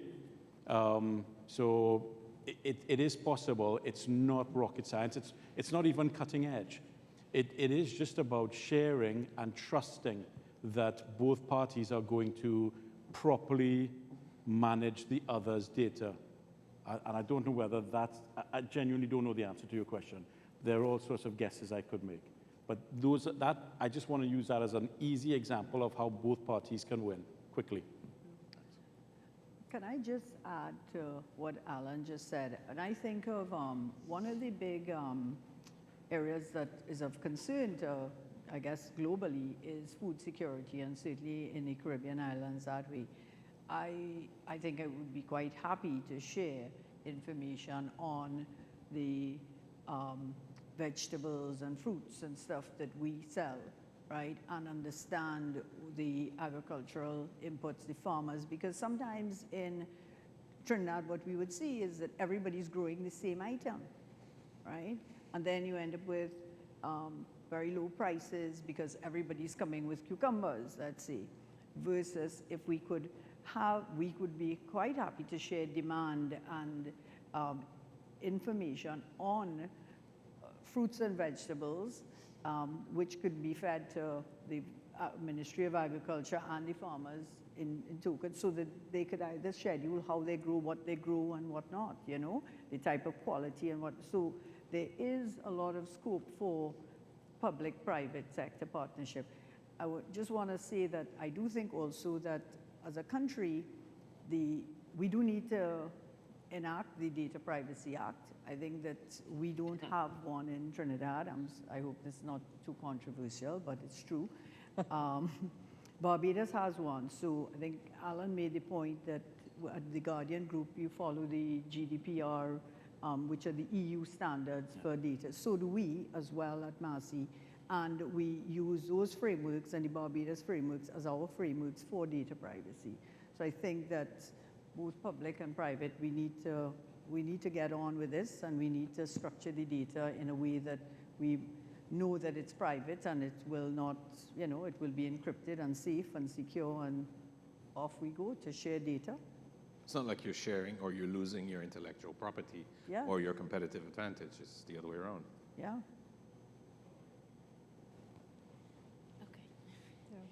Any question? Yes. First on AI, I think it was Peter Diamandis who said actually, there will be two companies in the future, the ones who use AI and the ones who are out of business. So it's not about the AI is here to stay.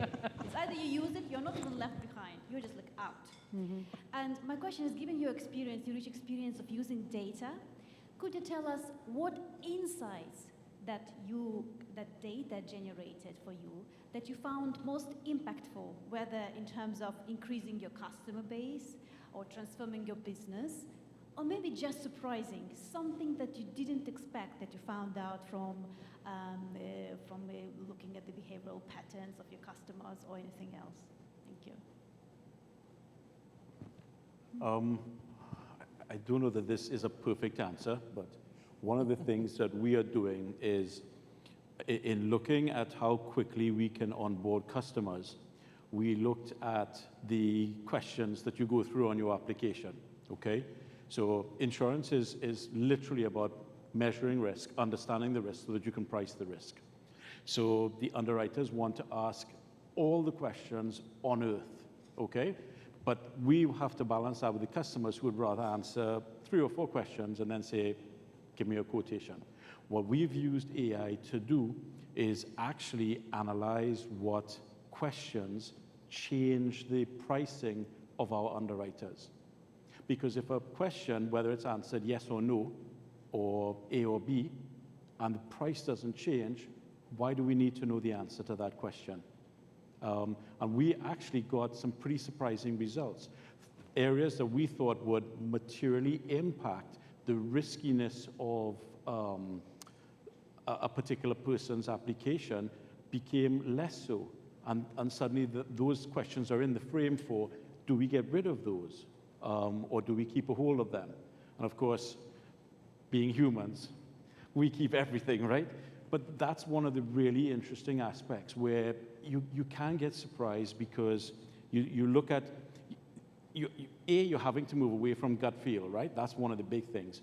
We've driven on gut feel for so long, and now it's pure data-driven numbers and metrics in front of you that you go, that's saying very clearly, I don't need to ask that question. And everybody in the room is going, we've asked that question for decades. How can we not? So that's what I've seen. Just as a quick example, it was in that particular project. Eye-opening. I would add similarly, we use what we did, I think this year actually, for the first time, we fed into our system about 5,000 questionnaires that we had asked customers about our customer service, right? And any comments that were more than 3 words were analyzed, right?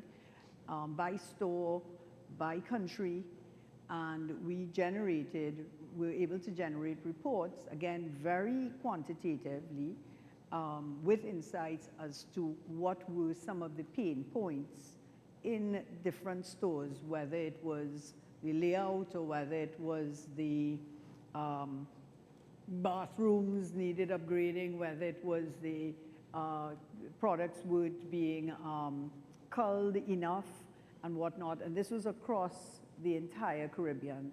And it was data that we were able to send back in less than a week, in a few days, right back to the CEOs of the different countries and say, here what, in this store, in Castries, this is what your customers are saying. We need to invest and deal, either train up staff or complement the staff and say what, this was amazing services being delivered out of this particular store versus another one. I think we use a tool called Comprehend, and that, it's just amazing. And it's fast, it's quick, and it's very much, it's a fact. It's what your customers have said to you, and it's right there, in front of you on a dashboard, telling you what you need to do to go and fix your business or to continue doing what you're doing well. We use the same thing called customer pulse, right? Which really takes a pulse of the customer and through various channels. And I think what was insightful to us is that digital customers actually have a largest percentage of promoters, right? So they are happy to stay out of the branch. They are happy to use the tools. They are happy to transact digitally. And the next thing that we use customer feedback and sentiment for is how do we adapt our tools, so our Scotia Caribbean app, or our .com offering. And we would have researched through other data engineers, Google, Facebook, those kinds of folks, down to what colors ought we to use for different segments, right, that relate to these people, what makes them feel good when they come into an app, what kind of support do they need to make these technical tools more user-friendly, so that people want to be able to use them. Thanks. I don't know if we have time for one last question, maybe, or two, maybe. Yeah. All right. So Shariel Plowden here. My question, I'm taking you all a little bit out of your industries and bringing you all into mine. So I'm the CEO of a stock market game platform that uses artificial intelligence and gamification learning to teach kids how to invest in the stock market. And I would like to know, how do you see artificial intelligence and us using the data that we collect to really enhance and improve education in terms of financial literacy throughout the region? Because we just launched in Guyana and in Jamaica as well, in Trinidad.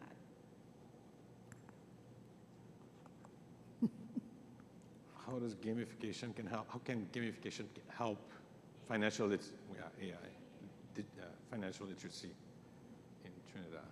I think you're pitching it to the right segment first, Vegan, and if I remember correctly, we might have sponsored that through our Scotia Foundation. So as well.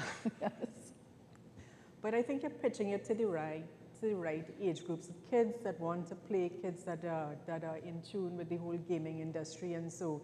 And if I remember correctly, you got really great outpouring and great results coming out from it. So I think at very early stages, breaking it down for kids to understand that this is what saving your money means, this is how you make your investment grow, is really a great way to interact with youth and to get them on that stream. And I don't know if I answered your question at all, but. I would say continue just building the interactive games, because the gamification is the way to catch them, the youth.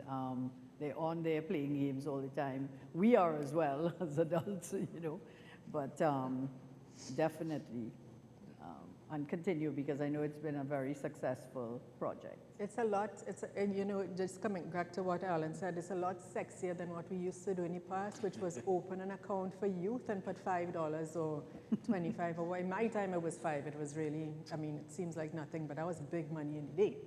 But it is definitely a lot sexier and something that will be way more attractive to kids. So congrats. I thought it was a great idea. Yeah. And it normalizes it, doesn't it? So it makes sure that the kids coming into the program just look at AI as a normal part of day-to-day life. It's not something special. It's not something scary. Once again, it adds to the generational divide where the older people are going, what is this? And the kids are totally au fait with it. They're relaxed. So I like that. It normalizes it. I would have thought that education is probably one of the nightmare industries to be in, because every kid must now do all of their homework using ChatGPT. I don't know how they cope, but the traditional education copes with it. But I think the way in which you're using it is very, very clever. Yeah. I know the clock is blinking red, but I know we have a lot of questions still, and we theoretically have until 5, so if it's okay, we probably have, I think we have a question here. Yeah, George Gobin is the name. I'm wondering if you'd be able to share any information about, from a data governance perspective, how are you handling data classification? So for example, we always hear this talk about the enemy within. So is it that employees within the bank, within the insurance companies, have access to all the data, or is your data classified by security, by password access, whatever it is, in terms of the enemy within not having access to confidential information within your organization? Yeah, so certainly within FIs, there's restricted access. So it's on a need-to-know basis. And separate and apart from that, I would say within the governance structure, to your point, there's the enemy within, but the enemy also has a keeper. So we have within the organization created or attempting to create a very trusting environment where folks can raise their hand when they see something happening that ought not to. And outside of that, we have security protocols that stream and look to see who is accessing what data and whether or not the data they have accessed is relevant to what they need to do. So not because I have a customer named Eddie DeVis means that I can just look up and see what he has in his profile. It has to be that I'm in an interaction with Eddie and Eddie has asked a question, for an example. So we do a lot of security monitoring just to make sure that the data stays in a secure place, and even those that access data, accessing it for the right reasons. Similarly, I mean, we're not a bank, but we ensure that the data that's being used is segregated, and it is only used by specific persons. I would say that for us at Massey, we do not keep PII information, so we do not have any personal identifications, any card informations, and at all on our customers, on our systems. So that's one, we protect ourselves and protect our customers as well. And then on top of that, with the data that we do have, it is only specific persons within the organization can access and utilize that data.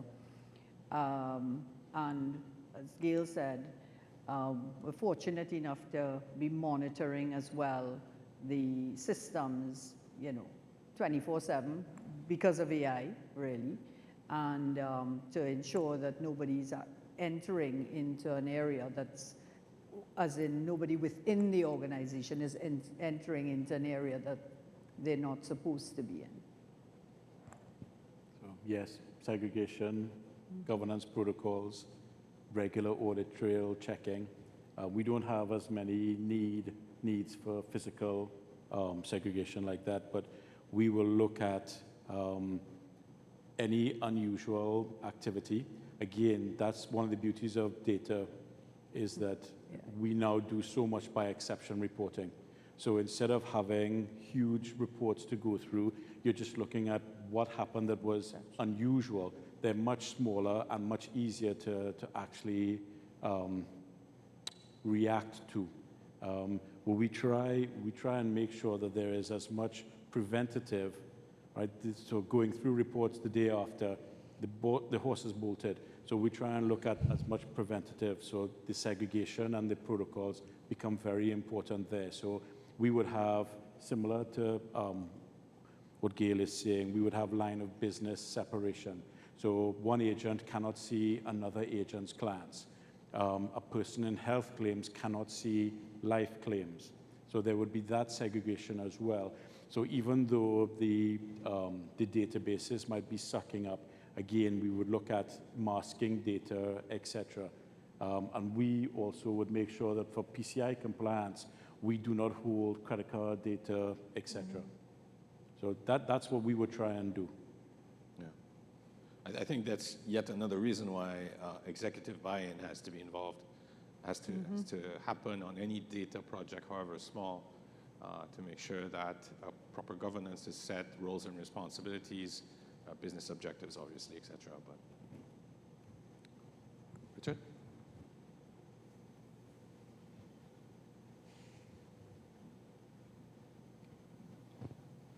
Not really questions, but some feedback. Alan talked about it earlier, and in earlier presentations, we talked about the lack of collaboration. And I confess, when I was in the real business world, I was not a collaborator. I kept everything to myself. But I say to the team, right? To each of you, because you're in 3 different sectors, I mean, there are 2 common ones. Have you given thought about greater collaboration at industry level? I mean, for banking, for example, one of the things for fintech would be open banking. You know, Alan, you hinted on it just now about ATIC, and I used to be in ATIC a little bit, and collaboration was not useful, you know, it was never done. And then to Roxanne, you know, the industry you were in before in terms of the food, the supermarket, there are a myriad of supermarkets in the country. And I like your idea about the food security bit, identifying which we can then reduce the food import bill. How have you all given thought about how the industry could collaborate using data as a base, you know, to improve the industry, so to speak? Right? And then my last one, so I wouldn't have to get up again, more to you, Alan. As a financial guy, you know what was going through my mind just now, and maybe something that we should put the ICAT, the time should come when people should value their database and bring it under the balance sheet. Because I know when you're doing an acquisition, you do look at the database of the customer base to see whether it's worth acquiring, etc., and then you have to marry the two, whether there will be cannibalization, etc. So I leave the valuation of a database to you, Alan, as a finance guy. Thanks. And then the 3 for the industry, collaboration. Okay. Richard, just to respond to the industry collaboration, I would say that it's now starting. As a member of the Trinidad and Tobago Chamber of Commerce, we have just inaugurated a food security committee, and I'm really hoping that that committee, which would be comprise multi-sector individuals, we can try to push what I sort of raised when the gentleman asked about the public-private partnership, because really it's our duty to look to find ways to reduce the food import bill, the dependency on the foreign exchange, and also to really revitalize the agricultural industry, which is, you know, we have lots of resources here for that. But it's a journey that's now starting, I would say. Yeah, so RPY, I think like you did in your time, a number of us hold things really closely to our chest because it's seen as a competitive advantage. But I would say that there's a lot of great sense of sharing data, which is really good for the economy as a whole. Yeah. But even some of the really fundamental things that we've tried to align as an industry on and align across the industry as well as with public sector, we haven't been able to get off the ground. And this is something that is very near and dear to you, right? And it's the whole payments mechanism, right? Government payments. So to your point, you have these folks that come, they want to stand in line, they want to collect their check, they want to come in, as opposed to us really ensuring that electronically we manage these payments. So to me, there are simpler things that are things that we could touch that we need to align on, and then maybe into data, into other AI type stuff, working with fintechs might be another level. I have lots of ideas. So in terms of, and some of them are going to be easier than others, all right? So the P&C car insurance with the Ministry of Transport. Talking about controversy, the property tax and the value of your property, right? There is a use there, a correlation, absolutely. We've spoken to the Ministry of Legal Affairs for we're all too young to be pensioners, but pensioners have proof of life, right? So you have to go to the insurer to do your proof of life certificate. Why can't we actually interact with the Ministry of Legal Affairs, because they have they have births, deaths, etc. There's a database there that would help us not have to bother you for that particular certificate, right? There's better access to, and I know there's all sorts of governance issues around this, but access to DPs and passports that help prove the individuals are who they are. As I said, I don't have the answer to that, but that again is a database that would be hugely useful to us as insurers. We can actually help the government databases as well backwards. I've spoken to the Ministry of Public Administration to talk to them about how you actually use shared services wisely. The payroll, the ministries have pension contributions from their employees. How can we not get better at making that electronic rather than whatever comes off of the ministry's payroll system? We've actually tried to interact with the payroll provider to say, let's standardize how that report looks, because we can then just suck it in. There's no rekeying, there's no needing for a government employee to have to produce it, etc. So it's all sorts of ways that we can benefit, and it's just about sitting down, workshopping what could work, and then running with those. And we'll tackle the easy ones first, and the ones around the areas of passport pictures and DPs, which are going to be very much more sensitive, we come to those once we've started to actually have a familiarity with that sort of data sharing. So I think there's plenty of opportunity there. We just need people to sit down and ask and talk about what's possible and what's not, I think. In terms of your second question, sorry, poor guy stood up twice already. Your valuation, for every one of us, monetizing that database is going to be, that's part of our competitive advantage. Yes. So actually, one company could have exactly the same database, but it is way more valuable to them than another. So yes, I am a financial, boring accountant, but I would be very, very reluctant to actually value that. I would much rather they look at the valuations of initiatives that utilize that data and leave it at that, because of the disparity over how people are going to use or be able to monetize that database. So that would be my answer to you on that. All right.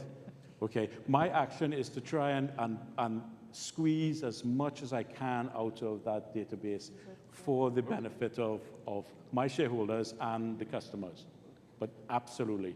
And I'm not even technical. So I've had, for the last 3 years, I've had IT people explaining to me how all these things work. And I just sit down and go, wow, okay, great.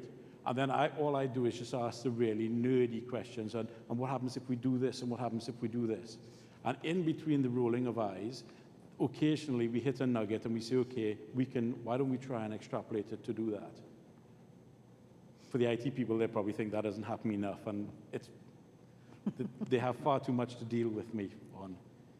So, thanks. We're gonna take one last one, but just to let you know, we're gonna be out there probably, and please don't hesitate to speak to the panel. Yes, quickly. First of all, it's so great to see all the panelists here and all of your organizations using this data, using it to drive KPIs, improve customer success, and just perform better as organizations. So I think that's fantastic. And you're leveraging, you've already mentioned some tools that you're leveraging to do that. So I think that's absolutely fantastic. I'm curious to understand on the tools side and the technology side, how much you think the region and your organization and just the ecosystem in general should be thinking about developing new tools in the Caribbean for solving some of these problems versus using the tools that are already there, and channeling some of Professor Hossein, who's here in the front as well. How much should we be leveraging academia as well for coming up with new algorithms, new AI that could increase the results from this data even further versus just using what's out there currently?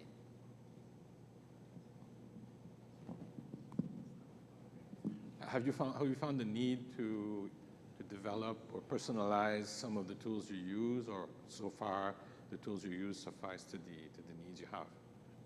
I'm in the latter. I'm sure we can.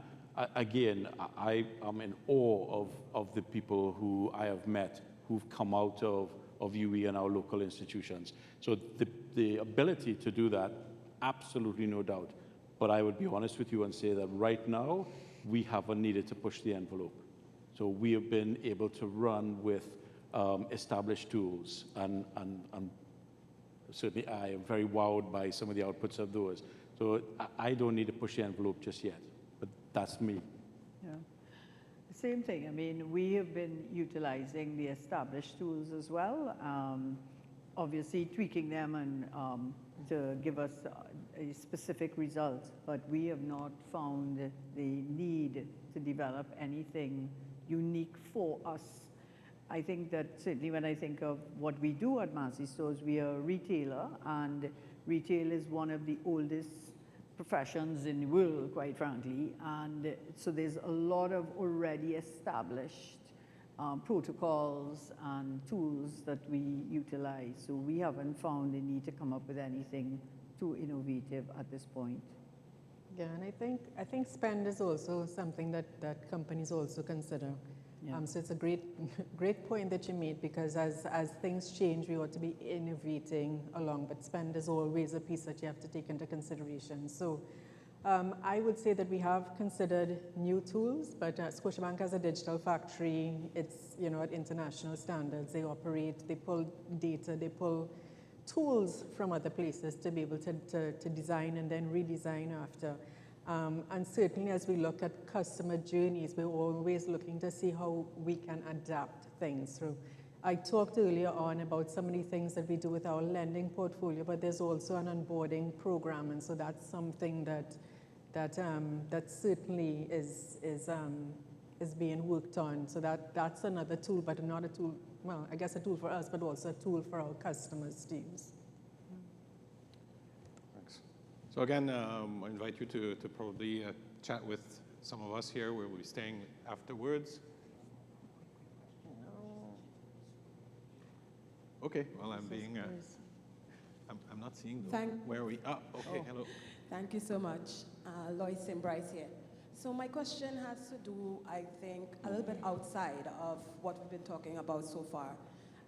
Recognizing that we do have a digital divide in the Caribbean, and also that we live in a region where there's growing inequality, and we have some of the highest rates of inequality in the world.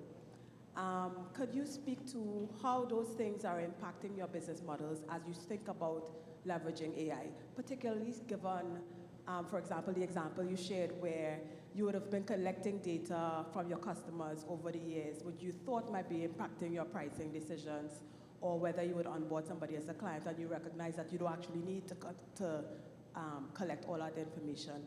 Or, for example, now that you're collecting data and you're finding that the folks who are more willing to and are happy with your digital services, are more willing to provide data, but you're getting less data from your customers who do not, where there's not as much uptake or perhaps are not customers as yet.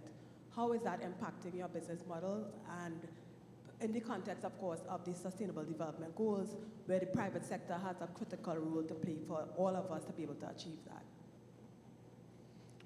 So I think some excellent points that you've made there, marrying a number of things. But certainly for our perspective, there's always going to be a group of, and I can't see, there's always going to be a group of people that don't adopt. There's always going to be a group of people that, that don't want to provide information, that we're not going to be able to use data to evoke, right?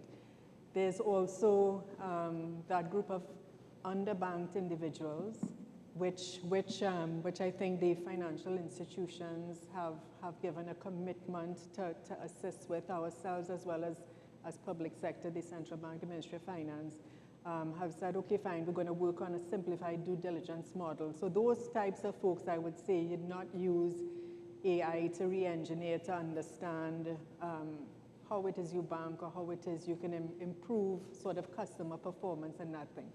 So simply put, I think, you know, certainly at this point in time, we find ourselves in a hybrid situation where we are offering for folks optionality. So there's through the branch optionality, but there's also digital optionality. And for those customers that like to use digital tools, and so we are going to ensure that we continue to build out that infrastructure. But at the same time, we have to look to see how do we cash in on the digital dividend, right? So understanding, again, coming back to the whole spend piece, there must be a cost saving. And we do see cost savings coming out of digital infrastructure. There's a spend up front, but at the end of the day, if you were to look at your run rate costs, they're probably like 5% of what you would have spent on a physical infrastructure.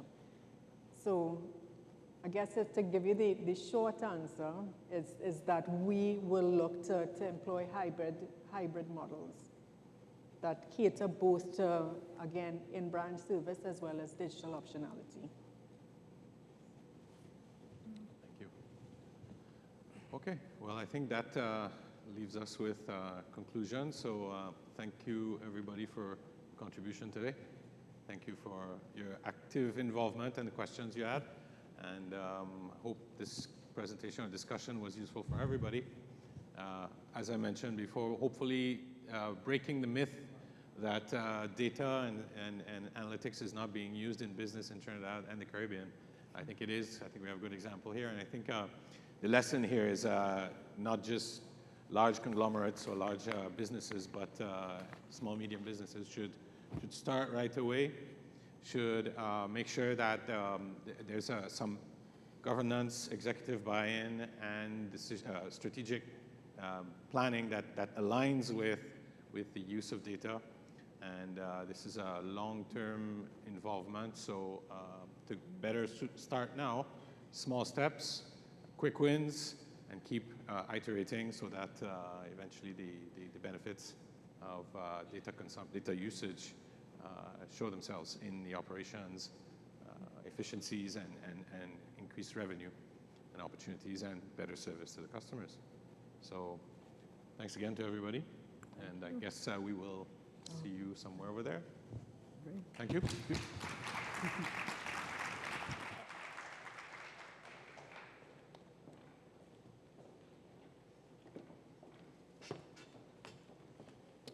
Thank you very much, panelists. Thank you very much, Eddie, for wrapping up. That was great. As I look on the agenda for tomorrow, I want to invite you all to please come back tomorrow at 10. We're starting at 10.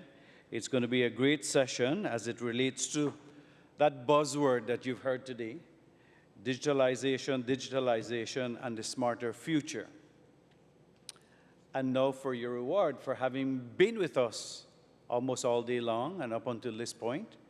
I invite you to a cocktail where we will have live music.